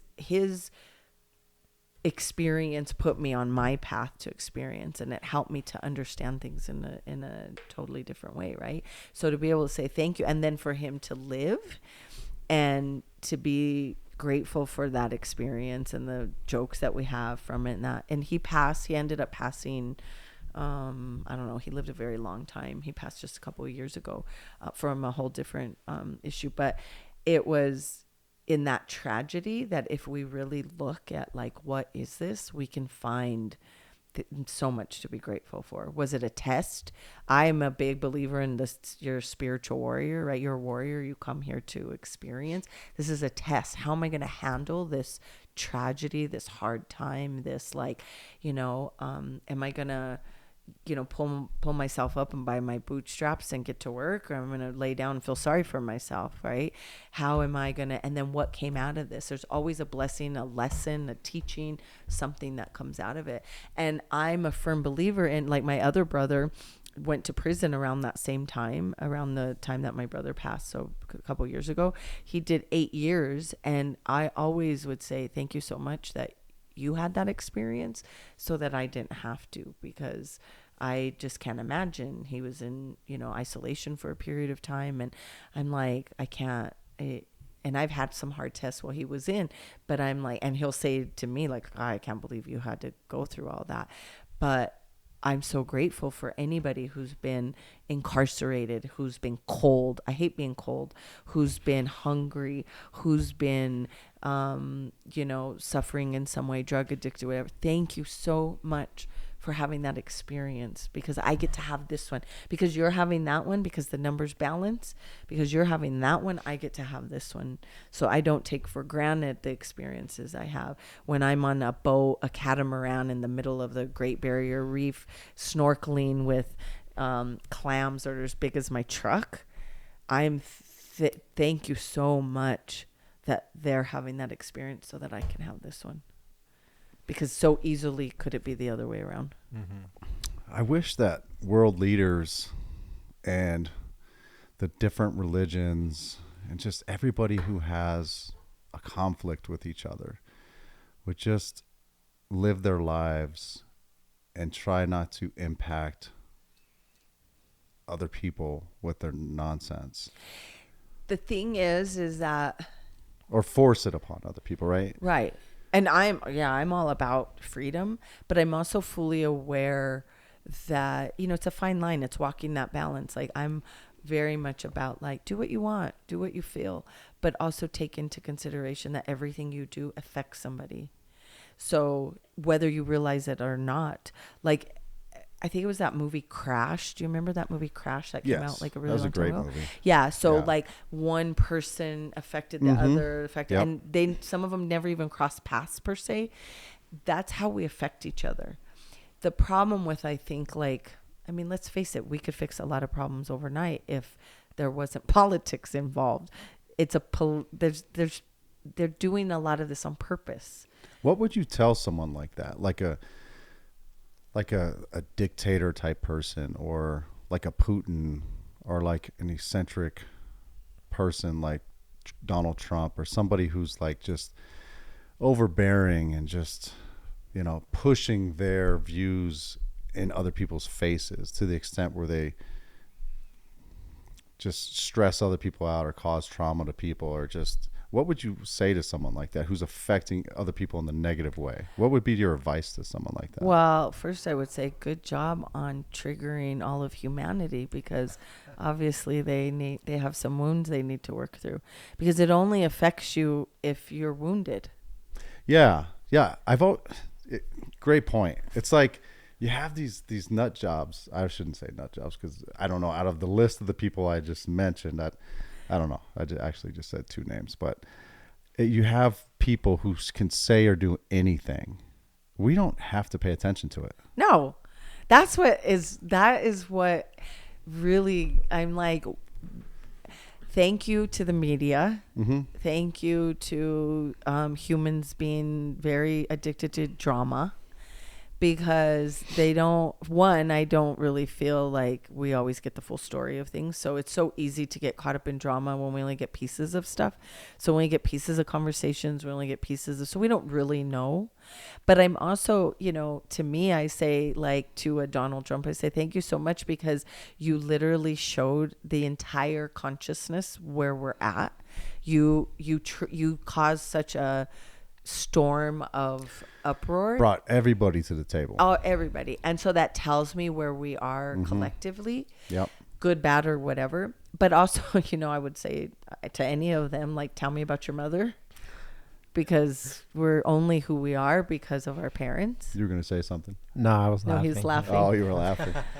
Because we're, even our world leaders have parents. And so. Well, what about someone like Putin? Because telling people, giving them the advice, like he only gets, like certain people only get the reaction that we give them. But what about someone who can cause destruction on the planet? And there's really, it doesn't matter if we react to them or not. They're going to do what they're going to do. What would you tell someone like that? That are independent of our reaction? I guess I would want to know like what the intention is, like what are you getting out of this? But I also come from an understanding of, like I was saying, in all of the cultures, there's some destroyer god, there's some deity or story about destruction, and we have to have somebody who will destroy. Like it's part of that idea of God expressing itself in all the ways. If we have people who create, somebody has to destroy. You're saying there's no way around it. It's gonna happen. Because if you get rid of him, you'll have another. I mean, I was thinking one day about like reports I did in like junior high, and it was like Saddam, what's his name? Saddam Hussein. Yeah. And he wasn't even one of the bad ones. No, but I remember it was like such a big deal. Like I had to write this whole report. He was bad in his own towns. In his own again, country. it's like you're going to replace one for another. There's always going to be a dictator. There's always going to be all the things that the world thinks. Now, I do believe that at some point we're going to go into a golden age, because that's also the cycle. And so we will return to a golden age. Haven't we been in that, though? As golden as we could be as humans? No, I feel like we have another level to go. We have when humanity wakes up and realizes the potential that they have, that we will return to our original being able to like levitate and heal ourselves with light and energy. And when we get to that point, I think. So we'll level up. Then we have chaos because we don't know how to handle that. Then we learn how to level up again because of that chaos, maybe. And you just keep doing that. But the chaos gets worse with our technology, though. Right. And we went from throwing rocks to now we're like. Well, as far as as far as my understanding is that we had better technology. We're actually starting over. We don't know. Yeah. Right. So I've always waited for them to excavate like some buildings or like some technology or something. In Egypt, there is a now I can't remember what temple. Let me think about it. There is an image on the wall that is a spaceship. Yeah, I've seen that. A helicopter. Yeah. Submarine. I always wondered if somebody scratched that on the wall. No, it's original. Is it? Yeah. And I'm surprised they haven't covered it up.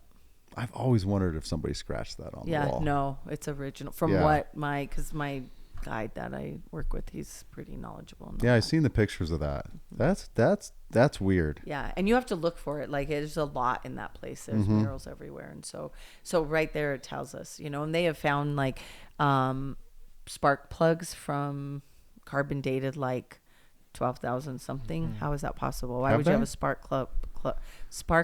I'm getting caught now. Spark plug for equipment or for vehicles that we didn't have. Yeah, and they found batteries made out of pots, clay pots with a conductor in the middle that you fill with lemon juice or whatever it may be. Or it's Graham Hancock, is that his name? What's the name? He was on a show, Ancient Civilizations or something like that, where they talk about these cities built in Turkey underground, carved out of stone. Yep. How did they dig it? Like, we have no clue. They date further back than supposedly they should have existed. So they did it with something. Yeah, and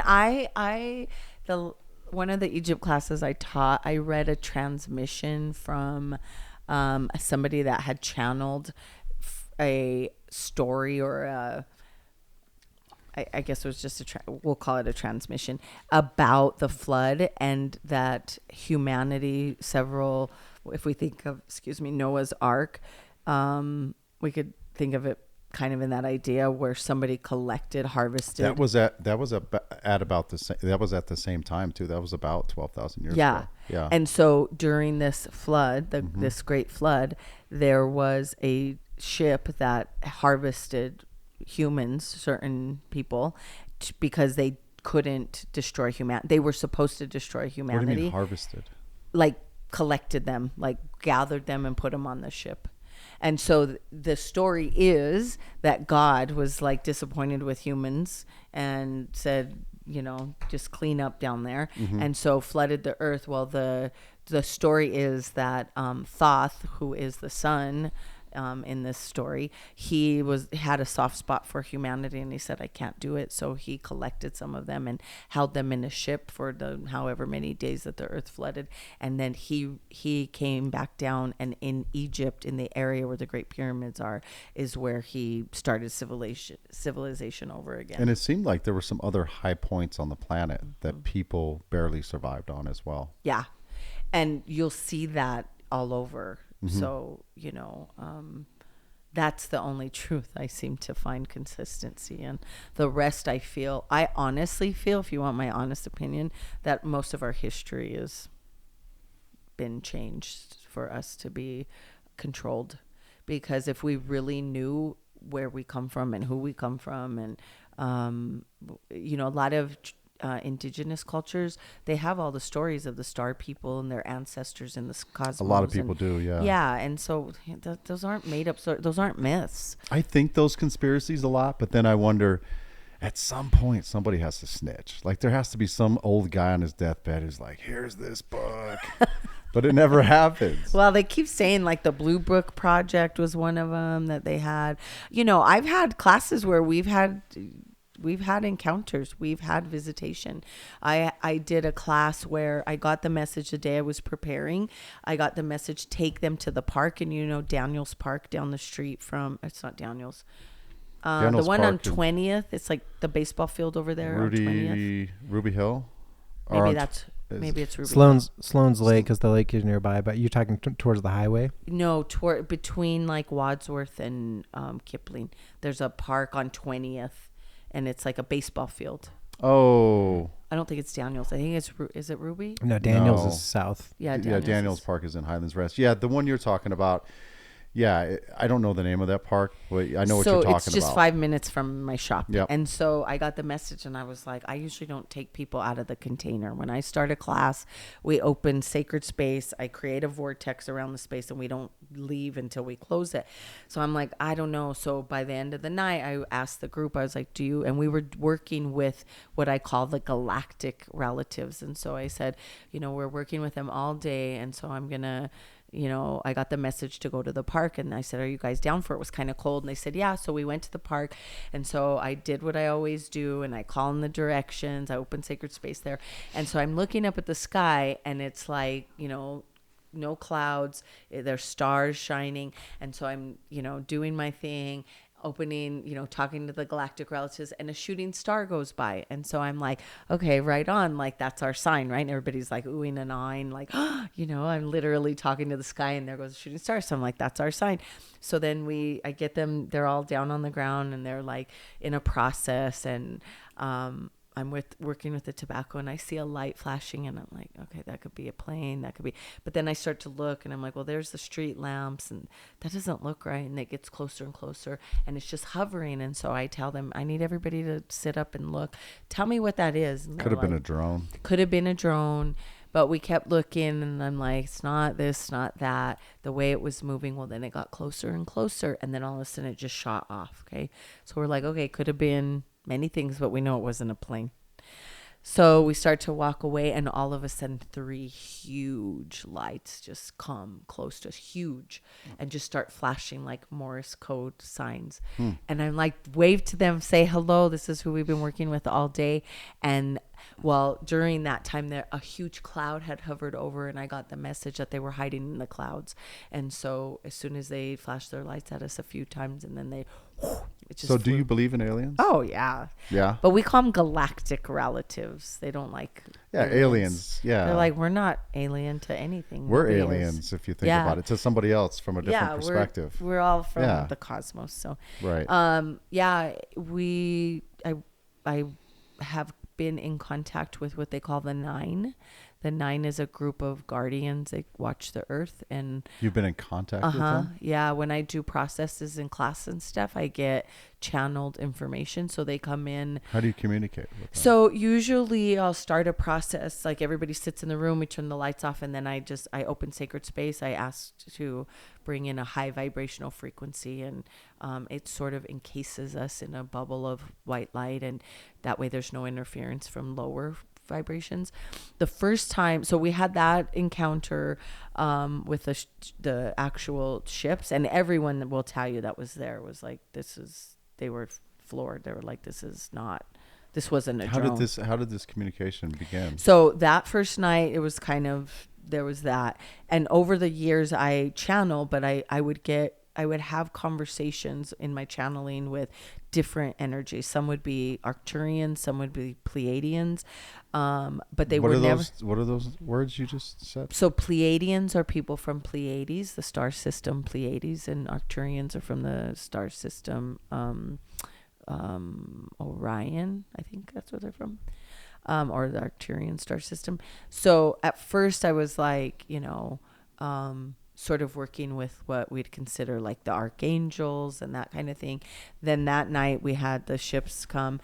Then I don't know, about a year or so later, we went to Pueblo, and I was doing a class there, and I called in, I did the process, and literally we heard a ship hovering over us, and we were in like a warehouse. And at first I was like, we're way out in Blend, out east in Pueblo, and at first I was in the middle of this process, and I've got like 60 people in the room, and so I have to hold that energy. And so I thought to myself, is that a plane? I was like, I almost got a little bit like, there's a plane going to crash into us. Like, it was so loud, and it came closer and closer, and then all of a sudden it just was hovering. Like, you cannot, it's totally different sound than something flying over you.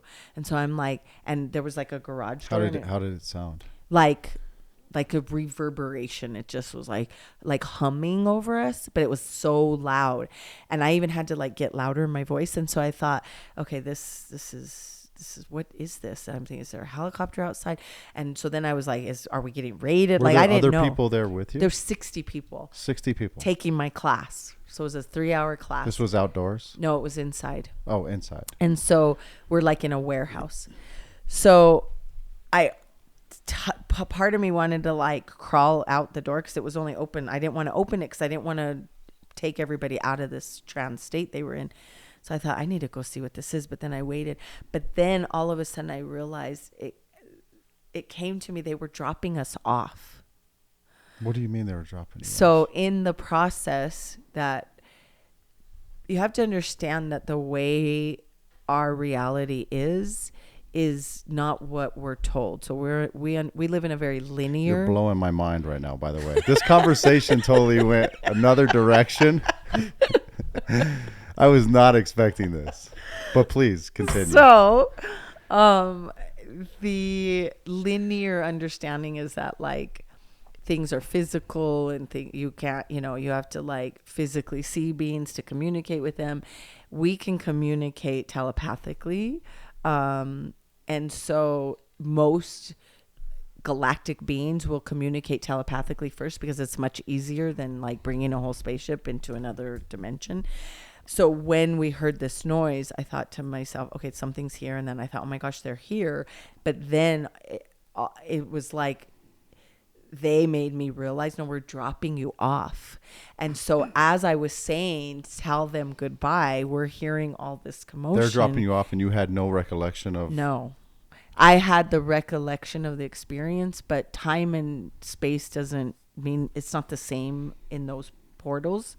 And so you can lose time, you can lose... I've heard that memory. from like Neil deGrasse Tyson. He spoke about that. Mm-hmm. Like, time is different depending on where you're at. Totally different. And so, in my mind, I'm thinking I have experiences when I do these classes. That doesn't mean everybody had the experience. I'm hearing the voices. I'm having the conversation. I translate that information. I wanted to ask you about that. What type of language or what type of understanding of these voices, like you're understanding what they're saying and how? That's my question. How are you understanding what they're saying? So it's kind of comical sometimes. They talk to me in a way, so they communicate with me like telepathically, but sometimes it's through feeling. Sometimes I see pictures. Sometimes they'll show me something, like if we're in a room and I'm communicating with them and they're saying, okay, we're going to go into the frontal lobe, we're going to do brain surgery, or we're going to put something in their third eye, like a vibrational frequency or a shape, a geometrical sacred like shape. they're helping somebody? Or So I'll have a room full of people and we're getting like a healing. So I'm asking like to clear, like to uncramp their heart, or to bring healing, or to download, change their frequencies in their body. So as they're telling me, sometimes we don't have language for what they're doing. So our shapes that I don't know what that is. There's shapes out there that I don't know what they're called. And so I have to translate it in a way. So I just use my own personal, like I'll say, okay, there's this color. It's kind of a blue, but it's glowing in the dark. And it looks like, like the blue gel in a heating pad thing, for injury. I'll use that kind of language so that they can understand. But people will say, this is why people come and see me. They know I'm not just making this up, because they feel what I'm telling. Yeah, you've never seemed crazy to me ever. Yeah, they will say, you said they were going into the frontal lobe, and as you were saying it, I was already feeling it. They will feel before I speak it. Before you tell them what happened. Yeah, because it takes a minute, right? It's already happening to them, and then they're telling me, and then I have to translate it. So by the time I say it, it's already happening to them.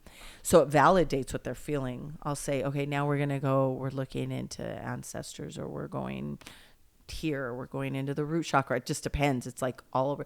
And it's never like I don't plan it ahead of time. I just have the agreement that I'm going to have this class, or this what I call process, and they show up accordingly. But it takes a minute. I have to call them in, and I have to wait for them to get there, and I have to get the ball rolling, and I have to put these people in a trance state. And how do you do that? I start the prayer. I open sacred space. Get them to relax. I just start talking. Be open. Yeah, I just start talking. Yeah. And that things start to happen. And so that night, it dawned on me that, when I got, they're dropping us off. And I was like, oh, interesting, right? That we just 60 some people just went in like a mothership. So I close it. I bring everybody back to the room. Not physically necessarily, right? Well, depends on how you look at it. So I say to them, okay, so you can slowly open your eyes, come back into the room. It takes a while. We kind of get everybody back. And, I said, how did you feel? And I'm thinking to myself, like, I know what I experienced, but I don't say anything. Everybody starts to, I felt this, I felt that. And like 3 people in, this guy says, hello, are we gonna talk about what just happened? And I'm looking at him and I'm like, what happened? He's like, I can't believe nobody else is gonna say it. He's like, did we just go in a ship? And I said, tell me what you experienced. And he said, they just dropped us off. Where did we go? Like, what happened? So people had experiences. They felt things, they experienced. They knew they were not alone. They knew there were other beings in the room. But then some people realized at some point they weren't in the room. How do they get here? Depends on, some say, what is it called? I don't want to say string theory. I want to say they bend. So it's a portal, and they bend the time, and it takes a lot of energy. And so we have to create that space. I have to open the portal and create the space for them to be able to come in. Normally, though, they just come in to my consciousness. They come in the room. People feel them, but they usually don't take us anywhere. And this time they took us, everybody. I believe that there's tons of planets out in the universe. There's infinite amount of stars. There's infinite amount of solar systems and planets. And there's no doubt in my mind that there's organic something somewhere.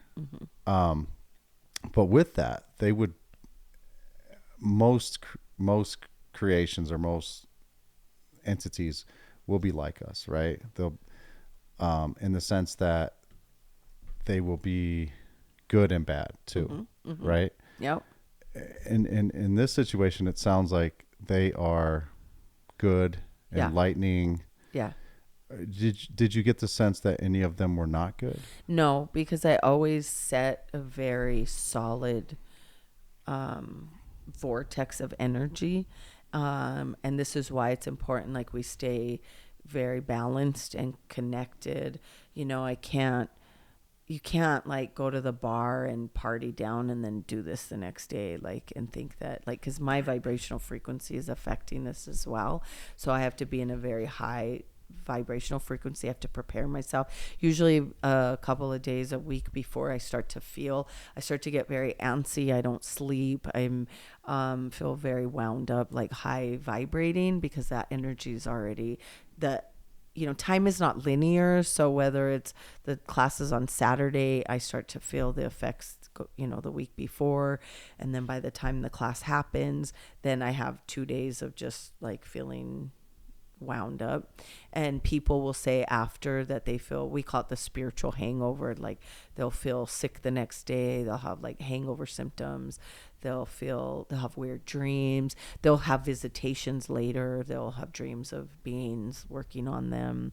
But I set I make it very clear that only beings of high frequency, highly evolved beings can come, so that we don't get any interference. So I never slack on like creating that sacred space. I create it when the class starts. I create it before the process starts. I just keep reinforcing it throughout. The girls go outside. All my helpers will go outside with the tobacco and the copal, and they smoke up the parking lot, and they sort of keep that energy, because it's like to the cosmos, it's like looking down and there's this big ball of light, right? This vibrational portal. So other things can be attracted to it. And so we just make sure that nothing can penetrate it. And so that they can come in and leave. Everybody's good. And then I collapse it. I've seen you guys burn the sage and other things to try to... Copal. In that process. Copal is a resin from a copal tree in Mexico. It's like a sap. It's looks like it's sticky, like a sap, like maple. And that process does what? That is it's an absorbent, and it's a clearing agent, and so it can clear the energy. It smells really good. It's very sweet. People love it, and so it clears the energy of the space. It absorbs negative energy, like dense energy. It like scatters. I always say it's kind of like cockroaches and things like that don't like it. So any energies or entities that aren't at that frequency, they go away, they scatter. So we can kind of set a area that we just smoke up that area, and it kind of holds that energy for a while. So that I have been communicating over the many years now, but they're getting more, it's like easier, quicker, and they're getting more clear about who they are. And I can feel they have different, like, all of the energies that come in, they feel different. They have different personalities or different frequencies. And so you said there's several different. There's several different. Who are the two that you said earlier? The Pleiadians I've been working with for a long time. Yeah. And the Arcturians have come in. Are they? What do they look like? When I see the Pleiadians, I usually just see beams of white light. They say the Pleiadians often look like tall, like Nordic people, tall, blonde, more humanoid looking. That's how most people see them. I just see them as beams of light, usually because I'm working, The Arcturians have been seen. They're sort of what we would look like alien shaped face, and more when I've seen pictures of them, and they look kind of translucent, like a purple hue. They have like a very sort of light purple hue about them. the last group that I was the 9 that I've encountered the last couple times, they, it's going to sound funny, but I literally saw them all in like black leather. They all looked like they had like some kind of black suits on. I've worked with these blue beings. I just call them the blue beings. Some people say those are Arcturian. They're huge. They're big beings. They're sort of dressed in like robes, and they have like very dramatic sleeves, and they look very like something you'd see on Star Trek, but they're huge. Like if they stood in here, they'd be taller than your ceiling. And so do they know each other exist? Yeah. And they get along with each other? As far as I know, I don't know their day-to-days, but most of those, are peaceful, and they want to bring help. They want to help humans. So, I don't think that the Greys are usually the ones that there's a little bit more fear around. Like the Greys that we hear about? Yeah. I've heard recently that they are becoming less bad. They have been, I don't know if they've been hybriding with humans is what I've been told. And so they're becoming a little bit more emotional, and they're sort of understanding things differently. And so they're not as destructive as they were before, but I don't know. I haven't really. I'm envisioning those little aliens from Mars attacks. Mars Attacks, that movie, like little mean aliens. Yeah, the Greys have a bad reputation. They're a little bit. Where are they from? If you see them, most people say run. Where are they from? I'm not exactly sure, to be honest with you, but I do know there was a guy that I met years ago in this area. He actually got abducted by them from in that park, not the park I was talking about, but there's one on, I think it's McDonald Park. It's like, what is that? Sims and like 8th. He had his first encounter with them there, and there's a documentary on him. He wrote books. I met him. Denver has a paranormal research forum.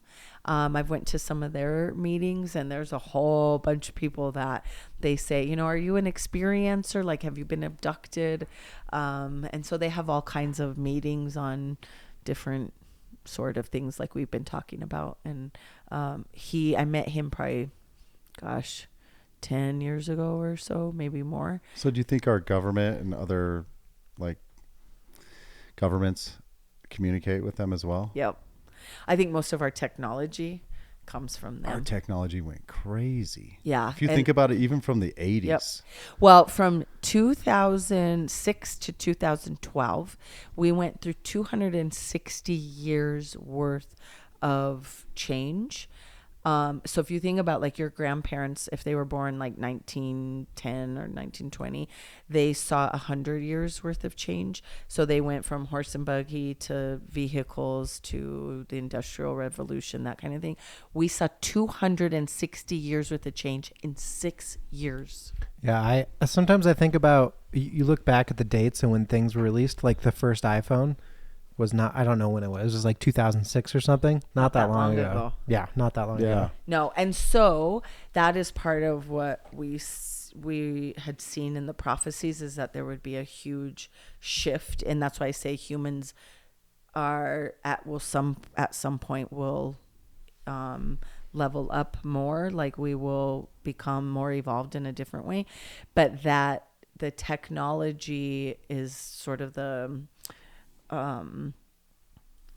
scale. It kind of shows us where we are, but that my feeling is because of more conversation, the government's having more conversation with these beings, that there's been some deals made, and so they've sort of given like, okay, here's some information. Here's people aren't ready because they'll freak out. There'll be mass hysteria, right? And they're everywhere. People have to be most people, I think like 80% of people believe that there is other life, right?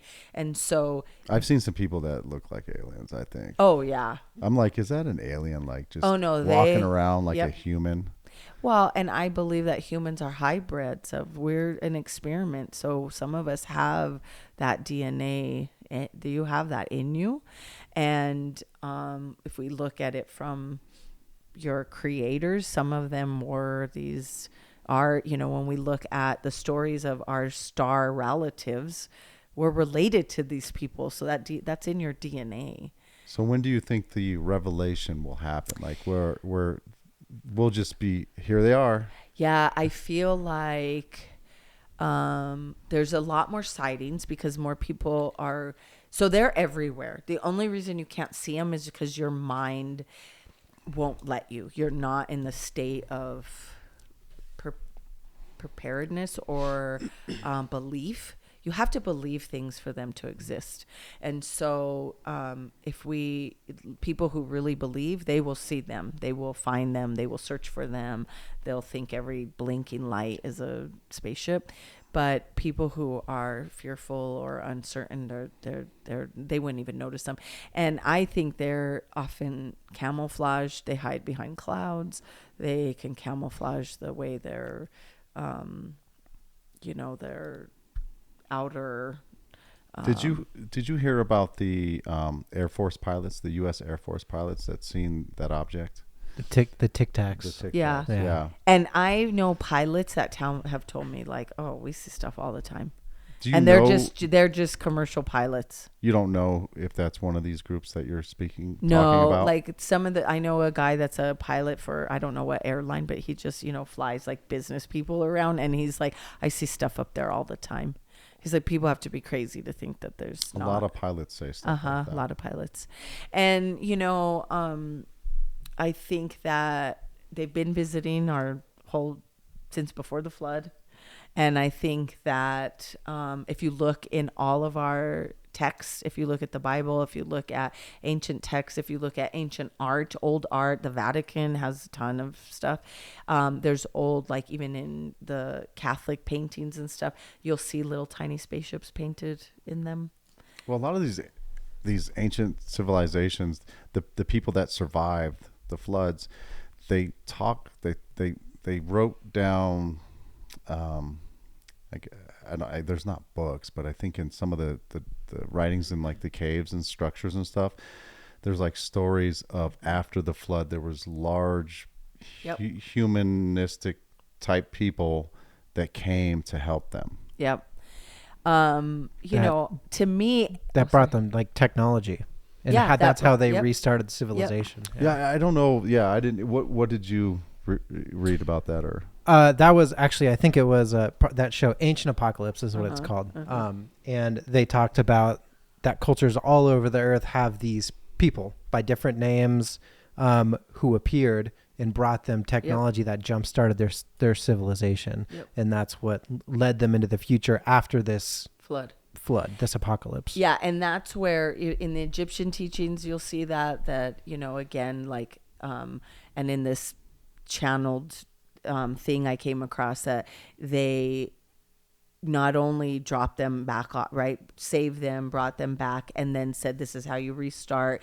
Here's some technology. This is how you use this. This is the kind of food you should eat. This is the plants that can bring healing. These are the plants that can wake up your consciousness, like all of these things. And all of the traditions have these kind of stories that the star beings, our ancestors, our relatives, they gave us the knowledge, but then sort of disappeared and didn't come back. And so most people in these that have these traditions are waiting. A lot of ceremonies in places like Australia, in North America, they're waiting their ceremonies to replicate their ancestors, and they're waiting for them to come back. And they don't mean ancestors like their grandparents that died. They're talking about their cosmic relatives that went away in a ship. All of the old stories of like dragons and things like that, a lot of things that, whether it was in like the Hindu traditions, if it's in the Andean traditions, there a lot of what they would say, like the dragon that blew fire, they're talking about crafts. They're just, the way they told the story often is misinterpreted as like a real dragon when they maybe didn't have the language for it, right? It was a ship that blew fire.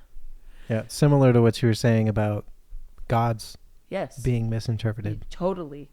And so that's my whole, like, we've so been twisted up in what we believe. And so my thing is... But you believe in a creator. I believe in a creator, because something had to have the thought. Like if we think about creation coming from like us as creators, we have to have the thought first. Oh, I should make that invention. We have to have the thought. What first. is the creator? That's a consciousness is the best thing I could. Some energy had a thought about. You know, my dad used to tell me when I was little that we were just an experiment by some extraterrestrial. So I go, okay, were we created by a galactic relative that said, let's do this planet Earth thing? Or do we have there still has to be a greater creator of everything, right? If we were experimentation of them, then where did they come from? Yes. And so we had a nothingness, and something had to have a thought and create, and that's the mystery. That's the forever question. And so I go, okay, well, we know there was a nothingness. This is the zero, the full potential, this primordial soup, and what came out of that. So do we find out when we die? Is that the moment where we find out I do all the answers? But we come back with amnesia. Every time we come back, we start over. So you believe we come back? Yeah. Mm-hmm. Well, not the soul. Yeah. You reincarnate as something else. Most people have had thousands of lifetimes. I laugh when people are like, "Oh, I think I was this or that in my past life," and I'm like, "Yeah, and 5,000 other things." Are some people the first version? Right now, not so much. We're in a crisis situation, so my understanding is that they're not letting new souls come in, because we don't need new souls. We need old. Who's they? Whoever the gatekeepers. You have to tell me who's they. You really want me to go down that? I do. It depends on how you look at it, because you could think about it, heaven from heaven or from the other higher dimensions. I feel that Earth is a special place to come and experience a harsh reality, duality, physical experience. And I feel I get a lot of flack for this, but I feel like we are in a dome underwater, and that are you talking flat Earth? A little bit. Okay. A little bit. We won't get too deep into that. I joke that I'm people say, "Are you a flat earther?" And I say, "No, I'm a flat Earth dome contemplator." It's way more sophisticated than flat Earth. Yes. Yeah. But I have over time become more and more, because even in the Bible, in all the sacred texts, it talks about the splitting of the water, the firmament, as above, so below. I'm like, I've had visions. I've been in class working on people, and then I see the dome shape, the way we're shaped. And I'm like, we're in a dome. And I feel that, which gets a little claustrophobic sometimes. I go, we're in like a fishbowl.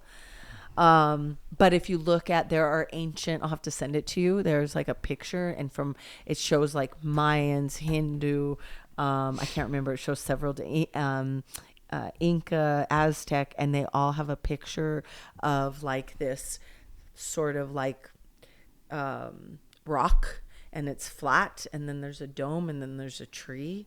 And so I've come to really go, I feel more and more, but I also believe that what we think we create. So am I flattening the earth the more I think about the earth being flat? So what about like what Elon Musk and NASA and all these people are taking us out of our atmosphere, right? And talking about interplanetary exploration. So that should break the theory of the flat earth, right? Well, I used to preach all the time, like, you're flying, what's wrong with you? You don't have problems. Like, you can do anything. You're flying on a rock, at thousands of miles, per second through space. Like, what's the problem? You should be like, wow, what a life I'm living. But then, I also sit sometimes and I look at the sky and think, why do those stars never move? If I'm flying through space, why Why are they all in the same place? Well, they're so far away, so their movement and our movement is not noticed. So we're told. Right. Well, So yeah, I also, I'm a fan of a good conspiracy. because they're little movements. Yes, and I get that. But I can go down the conspiracy. Especially at that distance. You're not seeing, even if they're moving 1,000,000 miles, you can't see that. Right. But I feel like there's some, like, pilots have told me that they don't see a curvature. Pilots have told you that? Oh, yeah. You can't see, apparently you cannot see curvature until you get out of our atmosphere. So they tell us. Even the Red Bull guy that I forget his name. Oh, he jumped, parachuted up in the atmosphere or whatever. Well, yeah, he jumped and then deployed way lower. Yeah. He didn't pull his parachute out up there. Right. Right. I've seen a lot of footage recently of people shooting rockets or automatically deployed, I'm sure. Right. But go ahead, sorry. I've just seen a lot of footage, a lot of things lately where you see things, rockets or whatever, and nothing seems to. They all sort of follow that. Again, like I said earlier, there would be some old guy on his deathbed, right? Who's gonna tell us? He's gonna be like, "Hey, you guys are all But suckers." this is my thing. Why do we just believe whatever we're told? Like and that's where I say, I'm not trying to be right. I just want you to question what you've been told. Sure. I want you to question your reality. Sure. Because this is what's trapped us. Sure. Religion, right? If we talk about time, if we talk about the things that our belief systems have trapped us. It causes wars. It causes, a lot of problems. We trap ourselves. We trap ourselves. We can't even question our own thoughts. No. And so I always say, tell me what you believe and I'll tell you what I believe. And then I'll tell you, don't believe a single word I say. Because why are you going to take my beliefs? So should I believe in the aliens or not? That's up to you. I could send them your way though. Can you? Send them. We'll have them on the podcast. Believe me. That would be an awesome podcast. You don't even know how many times. I always say, Strawberry Moon's going to be the hub, the galactic, for the Galactic Federation. Like, I'm like, you tell me when to be ready, and I'm ready to be like some kind of ambassador between Earth and them. I've always wanted to talk to beings outside of this planet. I've always wanted that, and I believe they're out there. Yeah. I absolutely. You can't tell me that the universe is infinite. No. And there's nothing. There's just gases and rocks and junk out there. There's no way. Even if there's just a little lizard thing or a plant. Something. There's something. And that's where, when I say I'm a contemplator about flat Earth, dome Earth, because I do believe that I believe in multiple realities, multiple dimensions, portals. I believe that we can jump timelines. I believe that we can experience things that we used to call deja vu, that maybe isn't so much deja vu. Maybe we redid it. I feel sometimes like we've already sort of blown ourselves up, and here we are again trying to figure out where we went wrong. We have glitches in the reality. The Matrix. In the Matrix, in the simulation, however you want to look at it. So with that, if that's the case, then I can maneuver, change, manipulate. If it's energy, if it's a simulation, I can help. That's why I can say I can heal myself. I can talk to other beings. So you said, back to what you said before, you hinted at maybe the Earth is becoming flat and dome-like because you're manifesting it. Yep. But you just said you believe in multiple realities. So one could be round and one could be flat. Your reality is that your Earth is flat, and mine could be that mine is round. But yet you're 10 feet away from me on the same. I could be living in the 5th dimension and you can be in the 3rd, and we can be in the same room. So people who suffer. I'm good with that. I don't really care. I mean, so if we think about somebody can be on a flat earth. that follows. Yeah, I can. Yeah, and if people really, if you look at it from that perspective, people can be, when people say, oh, the earth is, splitting, we're going to have a new earth, we're going to have a golden age, people are moving into the fifth dimension. Some people believe that the galactic relatives are going to come and literally take, this is the same Jesus prophecy, right? Jesus is going to come and take those that are righteous and move them away. We see this in some stories of civilizations disappearing, is that theory. Something came and said they reached their level of ability or potential and they get taken away. My belief is that whether that's true or not, you can be in the third dimension and I can exist in the fifth, meaning you can be trapped in the fear, in the scarcity, in the politics, in the world's going to hell, this and that. And I can be experiencing pure joy, total freedom, I don't have the same experience as you because my beliefs, my reality takes me into a different place.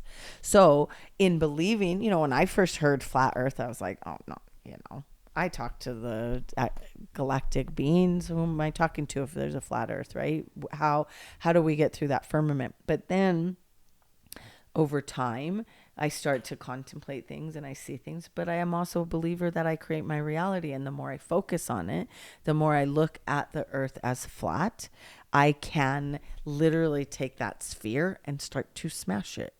But you and can't, everything that will prove it will show up in my reality. but you can't take a picture of that. You can't go to space and take a picture of a flat earth. We can only take a picture of a round earth. So we know in the reality that you've been living in. So what if you could go to space and I gave you a ticket and Elon Musk is going to take you out on his spaceship and you're going to spend a few days just chilling out there going around the earth, and you seen that it was round, what would you think? I would. You think there's a TV screen in your spaceship window? Well, I mean, I would. If you could prove there's no TV screen. In Yeah, your if I could spaceship. prove there was no TV screen, if I could prove I can look in all the windows, can I look out all the windows? Sure. Yeah. Then I would come back and say, oh my God, it's round. I have no problem saying. And I don't say, I'm very clear. I tease my students and stuff, it's kind of an ongoing joke. I will hint and I make jokes, but all I want is for people to question their reality. It's an example. It's not. Question what you've been Right. told. Question what you've been told, because I've seen, we have been told one thing here, these are a pantheon of deities, this is how the world works, this is how, and then when you start to realize, when you look at epigenetics shows that how on a cellular level we influence. And I believe that if I focus on energy long enough, it will change its behavior. Why does it do that? Because I'm the observer, I'm the creator. And the more I observe it, it changes its structure, it changes its behavior.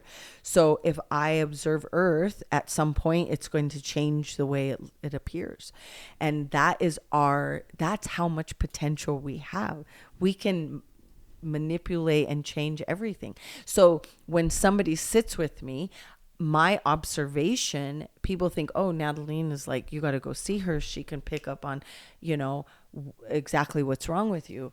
You're telling me what's wrong. In your story, you told me how bothered you were, and that tells me you have a belief about that, and that belief has to come somewhere. But it's only in my observation of you that me observing you, your being goes, I'm being watched. So I'm going to tell her, your subconscious tells me what is the problem. And by observing you, just in the act of observing, I can change the way. So if somebody sick is talking to me and they're saying, I have this disease, this, that, and I'm observing, as I observe, it changes its behavior and it'll start to show me what caused the disease. The person will start to say things and they'll just be chatting. They'll just be talking and they'll start to tell me everything I need to know, because my act of observation is what changes the behavior of that energy. So they did a study in, I don't know, science study. And I always say it's paint, but it's not paint. It's energy, okay? Because I don't have the language for it. But it's a video. You could find it on YouTube. And it's they take let's say a paint gun, and they shoot out like atoms or particles. Okay, so it looks kind of like a paint gun, and they have a piece of plywood, and then they have a chalkboard. The piece of plywood has a slit in it, and so when they shoot the energy is going to hit the plywood. So if we think about it like paint, right? The paint would hit the plywood, and then it would go through that slit and end up on the chalkboard. So the chalkboard then has a mark, one line of paint or particles, right? In the idea of the observer, they take a camera and they put a camera, so they have the gun that shoots the particles. They have the plywood with the slit, and then they have the chalkboard over here, right? One behind the other. They put a camera right here, right in front of that piece of plywood. So it's like looking on the side. So when that energy, when those particles start to come like that, this camera's sitting right here and it's watching these particles. All of a sudden the particles go and they go around and they splatter all over the chalkboard. And what they prove is that when you put an observer on energy, it will do something else. Really? Yes. Where is this from? This study? I can't remember. Some quantum physicists did it. But it proves what I do. I observe energy and it changes its behavior. How I help people is if they say, but you can't really make the earth flat because you want it to be flat. I sure can. Yeah? Yeah, I could do whatever I want. Yeah. It's I like that. Reality. I like that this attitude. This is where when we talk about money, yeah, it's the same thing. You can create whatever you can create. If I, put my focus long enough on something, I can create whatever I want. I can change the weather. This is what in the shamanic understanding, right? It's understanding I'm in co-creation with this energy, and so I can communicate. I'm connected to it. I can communicate with it. So we've changed the weather before ceremony, like, it looks like it's going to rain. We change the weather, we move the clouds, we open up the space, bring the sun out more so that, and then no sooner do we finish ceremony, everybody takes their attention off of it, the clouds come back and it starts raining. You can do anything. That's the problem. And I want to point out too that I've noticed when I'm over at my building, I've noticed your what would you call them, participants, or your group? What do you call them? Sorry. My students, my community. Your community. Yeah, I like community. That your community is so diverse. So it's not like it's a group of people that all are like even you. They're different. Yeah. There's even some people that are maybe Christian and like I really take my space is welcoming to everybody, and it doesn't matter to me what you believe in. Like I had a lady come to ceremony one time. She was a guest of somebody, and she was Baptist, and she's from the South, and so she had fire ceremony with us. And afterwards she said, I am so moved, and this was such an amazing experience, but now what do I do with Jesus? And I said, bring him to the fire. Like, you and I have talked about Jesus. Yeah, you don't have to separate. We believe Jesus was a real person, and he brought a message to people. Yeah, he had a consciousness. He understood what that consciousness was. And so my community is eclectic. They have different backgrounds, different economic whatever you call it, economic standing. They have different religious beliefs, spiritual beliefs. A lot of them are lost. A lot of them have come because they're like not quite sure. They're like, I really love my Christian beliefs, but I don't like the dogma of the church. Or vice versa. They want to connect more with their like indigenous understanding. Some are like Buddhists. Like we have all kinds of, and I teach in a way that's very generic, very what is the basic thing that everybody like how to connect with God. Nature is one of the best ways to connect with God. And so most of the indigenous things we do are very nature based. Fire, all the elements, right? Fire, water, smoke, all that kind of thing. So I use the teachings from all of those, and I just bring it to the most basic, like instead of giving it a name by tradition, I just say, this is what this is, and this is how we can do this. And understanding the consciousness, I work very much in the consciousness and understanding how we as humans think and how we behave and what's natural in us. And then working from there in the idea of beliefs, I've really come to believe that your beliefs are the biggest catalyst in your existence. What you believe will show up in your life. So if you believe in injustice, if you believe in inequality, if you believe that these things exist, if you fight against it, if you put your focus on it, you're going to experience it all the time. And so your whole reality is going to keep reinforcing that that's true. If you believe that people are genuinely good and there's peace and harmony and everybody wants to get along and everybody is, life is a blessing, I have a lot of gratitude, your life will be very blessed. That's a good point, because you're not saying don't be Christian, don't be Jewish, don't be Muslim, don't be religious, don't be don't not be those things. You're not saying that. You're not saying don't be anything, gay or straight, or no. You're saying be that. Be yourself.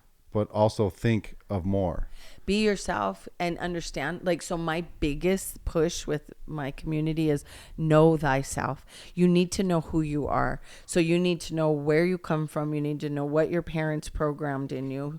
What did they tell you to believe? What's your religious background in your beliefs? Know who you are. Know what causes you to have an emotional trigger. What upsets you. What you actually believe versus what others told you to believe. You don't even know how many times I'll say, tell me what you believe, and they'll tell me, and I'll say, who told you that? I don't know. That's just what my family, or the family will say, well, that's just what we do.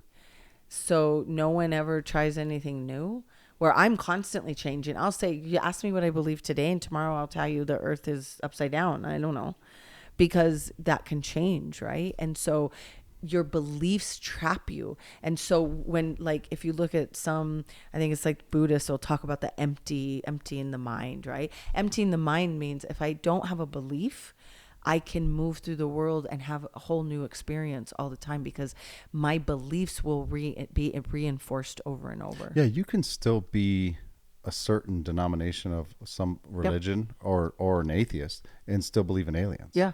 You don't have to not be. The best bumper sticker I ever saw was, it said, I used to be an atheist until I realized I was God. Okay. It's kind of an ironic statement, right? I love it, because that's what I teach, is that you are God. You are a manifestation of Creator having a human experience. If God said, I want to experience myself in this form as Jeremiah, that aspect is there. When people, a lot of especially Christian people, say to me, you can't say that. You can't say that you're God. And I'm like, okay, did you eat lunch today? Yeah. Did you stop to digest your food? No. Did you think about digesting your food? Did you say, excuse me, I need a moment so I can digest the sandwich I just ate? No. Well, who did? My body, but who's in charge of that? What divine intelligence digested your sandwich? By God, do you mean we're a piece of that energy? That we are a aspect of that, right? Because it's your sons are a piece of you, right? They have their own experience, but they come from you. You created them. And so we have that creator within us, and we have a divine intelligence that most people take for granted every day. You don't think about growing your hair, growing your nails, blinking your eyes.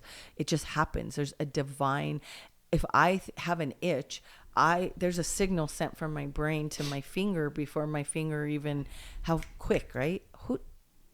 You can't tell me there's not a divinity within you.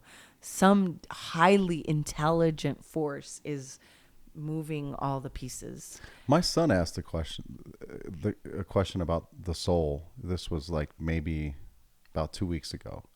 He said, what does my soul do? Or can I live without a soul? So the answers we got, because we asked some people that we know, were well, the soul kind of does what you're talking about. It's those other things that the soul controls you, or it keeps you operating, besides your nervous system. Right. I feel that the soul is that divine force that is experiencing every lifetime. So the soul knows fully who you are in all your lifetimes. The soul is the life force energy that without that, when the soul leaves the body doesn't live anymore, right? And so the soul is like, it's like the essence. It's the life force is the best thing I could say. When the soul is like, can you live without one? No. The soul can continue, the body doesn't. So there's a difference. We see, again, going back to the beginning of this conversation, the soul retrieval, like having fragmented soul, you can live like that, but you don't live fully because parts of you are other places, still traumatized, still stuck, right? And so the soul is when you see somebody who's like sick or dying and they look lethargic, they look gray, they don't shine bright, that tells me the soul's fragmented, the energy, the life force energy's dimming, it's starting to lose force. That soul's getting ready to transition. We can bring that back though. We can with prayer, with ceremony, with energy work, we can bring that back if the soul is not already, made a contract to go. So what do you mean made a contract? Like if I feel that we sort of set up our possibilities of when we leave here, like, people have near-death experiences and then don't die. The soul wasn't ready to leave. And so we can, the soul can say, nope, we're staying. And so it will recover. The person will recover. Or it can be just like that. All of a sudden, person's gone overnight. And it's because the soul's like, it's fulfilled its purpose. It's like, nope, time to go. And this is why sometimes we just have sudden death. Somebody just out the door. So it depends. It depends on so many pieces, because I also feel like we have more than one. I don't feel like we have one set date, like, okay, I'm going to live until I'm this old. We have several opportunities. And so we can go, yeah, I'm ready, or no, I'm not ready. This isn't finished. Or people get almost there and they send them back. You hear lots of stories where people will say, I was sent back because I wasn't ready to go. So I wasn't ready to die. Like there's some sort of predetermination, but not complete predetermination. And I feel that it's depends on, like if you start your life and then all of a sudden you have like tragedy after tragedy, or you get sick in some way, maybe at some point you're just like, I can't do this anymore. So maybe the person's like, I really would like to live, but I can't. I don't want to be in pain anymore. I don't want to. So they'll take the opportunity to go, where someone else will be like, no, I'm not ready to go, and so I'm going to fight. And they recover. They miraculously recover. So the will has a lot to do with that, and that's part of that soul and the spirit. If that makes sense. It's complex. Like we can simplify. Yeah, it's hard. It's hard to, like, after death we don't know, right? Yeah. And anybody that comes back, they say they have these little experiences, these little visions, these perceptions, but no one's truly just went over there and like wrote a book about it and brought it back. We don't know. Well, some people have. There's like a lady. I meant like for extended period. Yeah, no one's went to the other side. No, but there is a book called No Solar, and it's a movie too, I think, from Brazil. And this guy channeled like a doctor that died, that wanted to get the message across about how he didn't live his life in the way he should have, and how he died sort of like, he didn't take care of his body. He didn't pay much attention to his wife. And it's a very beautiful story how he got to come back and sort of see his family being, loved and raised by somebody else. And this whole, but his spirit came back and communicated with somebody else. He communicated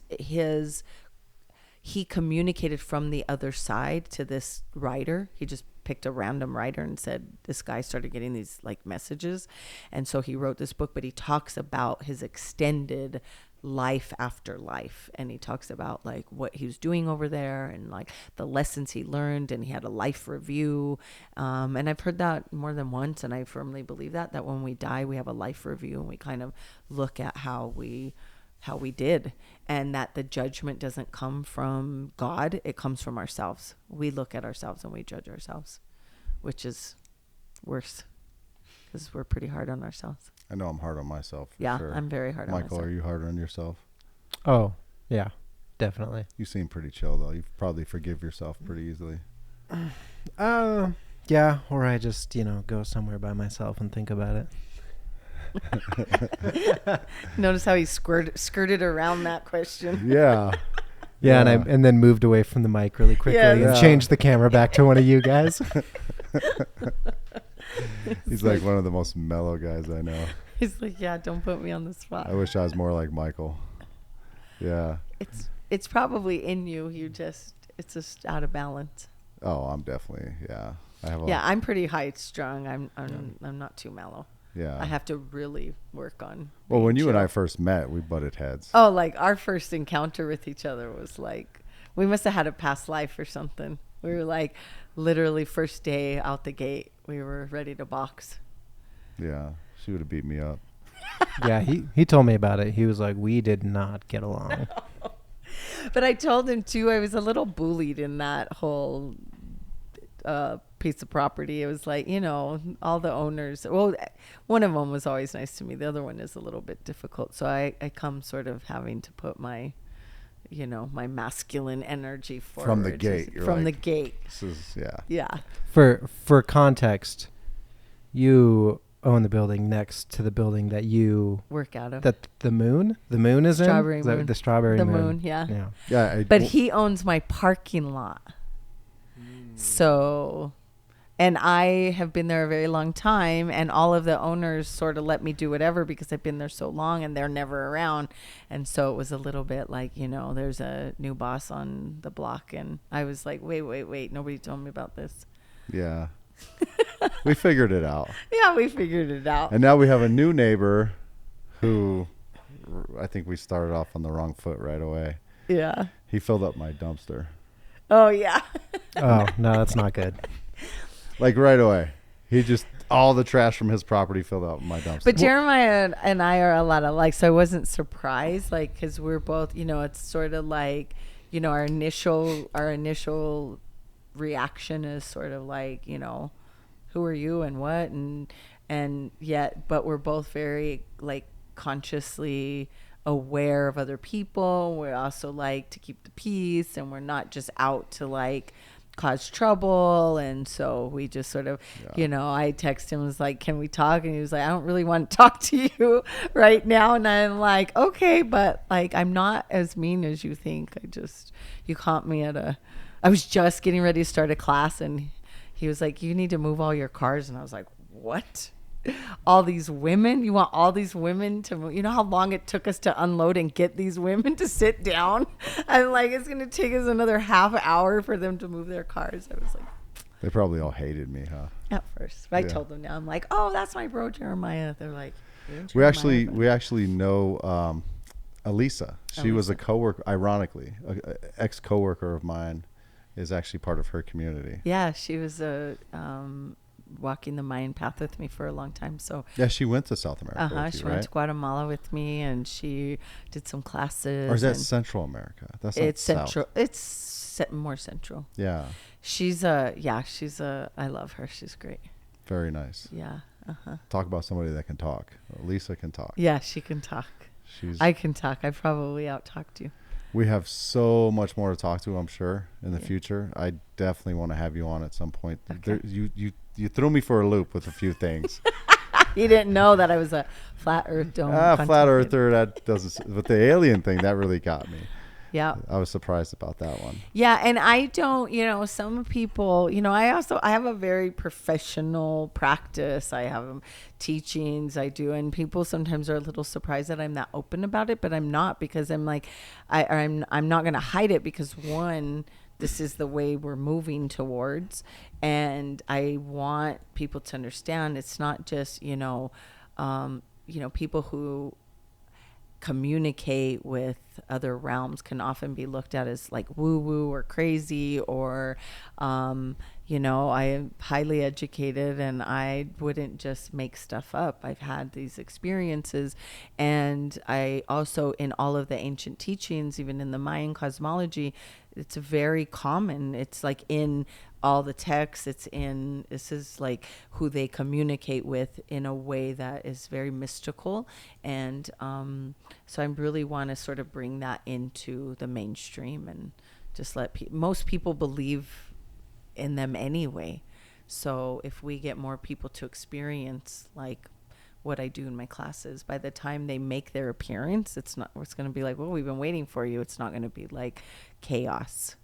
Well, we're definitely open-minded people. That's one thing that I'm really happy with with me and Michael teaming up on this to do this podcast. That's the whole purpose, is to talk to people and learn about people. I feel like that's missing on this earth. Yes. You know, we're just fighting each other, judging each other. Yeah. Don't talk to me. You're this, you're that. We've seen that with the whole thing that happened in our country recently with the division. It just pulled all that out to the rug. And the thing is, I work with one-on-one with people every day, and I will close with this. Everybody wants the same thing. Everybody wants to be free to do what they want. They want to be able to take care of their family. They want to feed their kids. They want to send their kids to a good school. They want to be able to practice whatever spiritual religious beliefs. They want to come and go. They don't want to be, you know, all the things, right? Most people want to be able to just live freely and mind their own business. It's very few people that don't want that. Absolutely. And well said. That's what makes me a little like, you know, frustrated, because it's like everybody's fighting. When I see people fighting on Facebook and those kinds of things, I'm like, you're fighting for the same thing. You all want, I work with you and I work with you and you all want the same thing. So strange. But you're looking, so I'm always game for like, put people at a table. Give me 10 people that look different and put them at the table, because one-on-one, it's totally different. But in the collective, but you know, I believe that they like to keep it that way. Unless somebody's extremely evil, right? Because you have that. Yeah. And that needs to be dealt with as a society, because you'll have that. Right. But unless somebody's extremely evil and harming other people, then we should learn to live our lives and coexist. And I know it's a taboo, right? Coexist. But we should be able to all be here together. Yeah. And be happy. Because we're all each other's teachers. And so, you know, you're, like I said, you're everybody. It's a moment of learning about yourself in how you interact with other people, and how you feel when you encounter something that makes you uncomfortable or angers you or bothers you. It's a direct reflection of what you need to work on in yourself. So I'm like, give me the people that drive me crazy, because they're the ones that show me who I am. Give me the people that make me respond, that upset me. I am you. Jeremiah and I are the same. That's why our first encounter was like, it was literally like, who's boss here, me or you? And now I'm like, Jeremiah, is there any way I can get my parking spaces back? Because I'm the boss, see? He's the boss of that corner. Yeah, my parking lot. Big deal. But I'm the creator of the whole reality. No, just kidding. So thank you for coming. We're definitely going to have you back to talk about some more stuff. But before we go, can you tell us about the podcast again, so that people know where to go find that, and your location down there? So the Sacred Donut podcast, and you can find us on all the apps, Buzzsprout, Spotify, all the things. My practice is on the corner of Kipling, sort of the corner of Kipling and Colfax. Iris and Colfax. Yeah. I always say Kipling though, because it's more well known. So in that corner. Strawberry Moon Energetics. So if you Google Strawberry Moon Energetics, it'll come up. All my information is there, and you can see I have classes. I have a trip to Egypt coming up soon, if any of your listeners are interested in that. We do retreats, different things, and yeah, there's always something going on over there. So. And you do therapy sessions? Yeah, so my private sessions are mostly what most people see me for is what we call a plática. Plática is a heart-to-heart conversation. It's intuitive counseling. It's guidance. And the limpia is the energetic cleansing that I was talking about earlier, where I use the tequila and the egg and the smoke, and I clean your energy field. That's what most people see me for. I also do some intraoral mouth work, which is like massaging the inside of the mouth, which can help relieve things like TMJ disorders, migraines, things like that. I do abdominal massage. I'm certified in massage, but most people don't want to wait months to see me. So I do piece work. Most people want to see me for the shamanic stuff. So I don't do a lot of body work, but I do pieces, and I do abdominal work, which can help with any sort of digestive issues, women's issues, prostrate issues, any sort of infertility stuff. All of that is helped with the abdominal work. And then again, I teach classes, and I do Maya Cosmology things that are on my website as well, different kinds of readings and classes and things like that. So is that the best way to get a hold of you on your website? Yeah, my number's there. My number, my email. You can email me. Texting me is always faster. I'm sometimes hard to get a hold of. So awesome. Yeah. Well, thank you for coming. Thank you for having me. It was great to have you. So fun. I hope you guys enjoyed, and I didn't talk your ear off. Well, that's what you're supposed to do. I know, but sometimes I'm a little long-winded. I got a lot to think about now. Right. Good. Like, what shape is the earth? That's all I want you to do is just open your mind. Even if you're like, that lady's crazy, but at least it makes you wonder. Because that's all I want is for people to question, like, why are we here? What are we doing? Why do I believe what I believe? Because it can change a lot. It can untangle you from a lot of things that you just didn't even realize you were tangled up in. Absolutely. Well, thank you. You're welcome. Thank you for having me.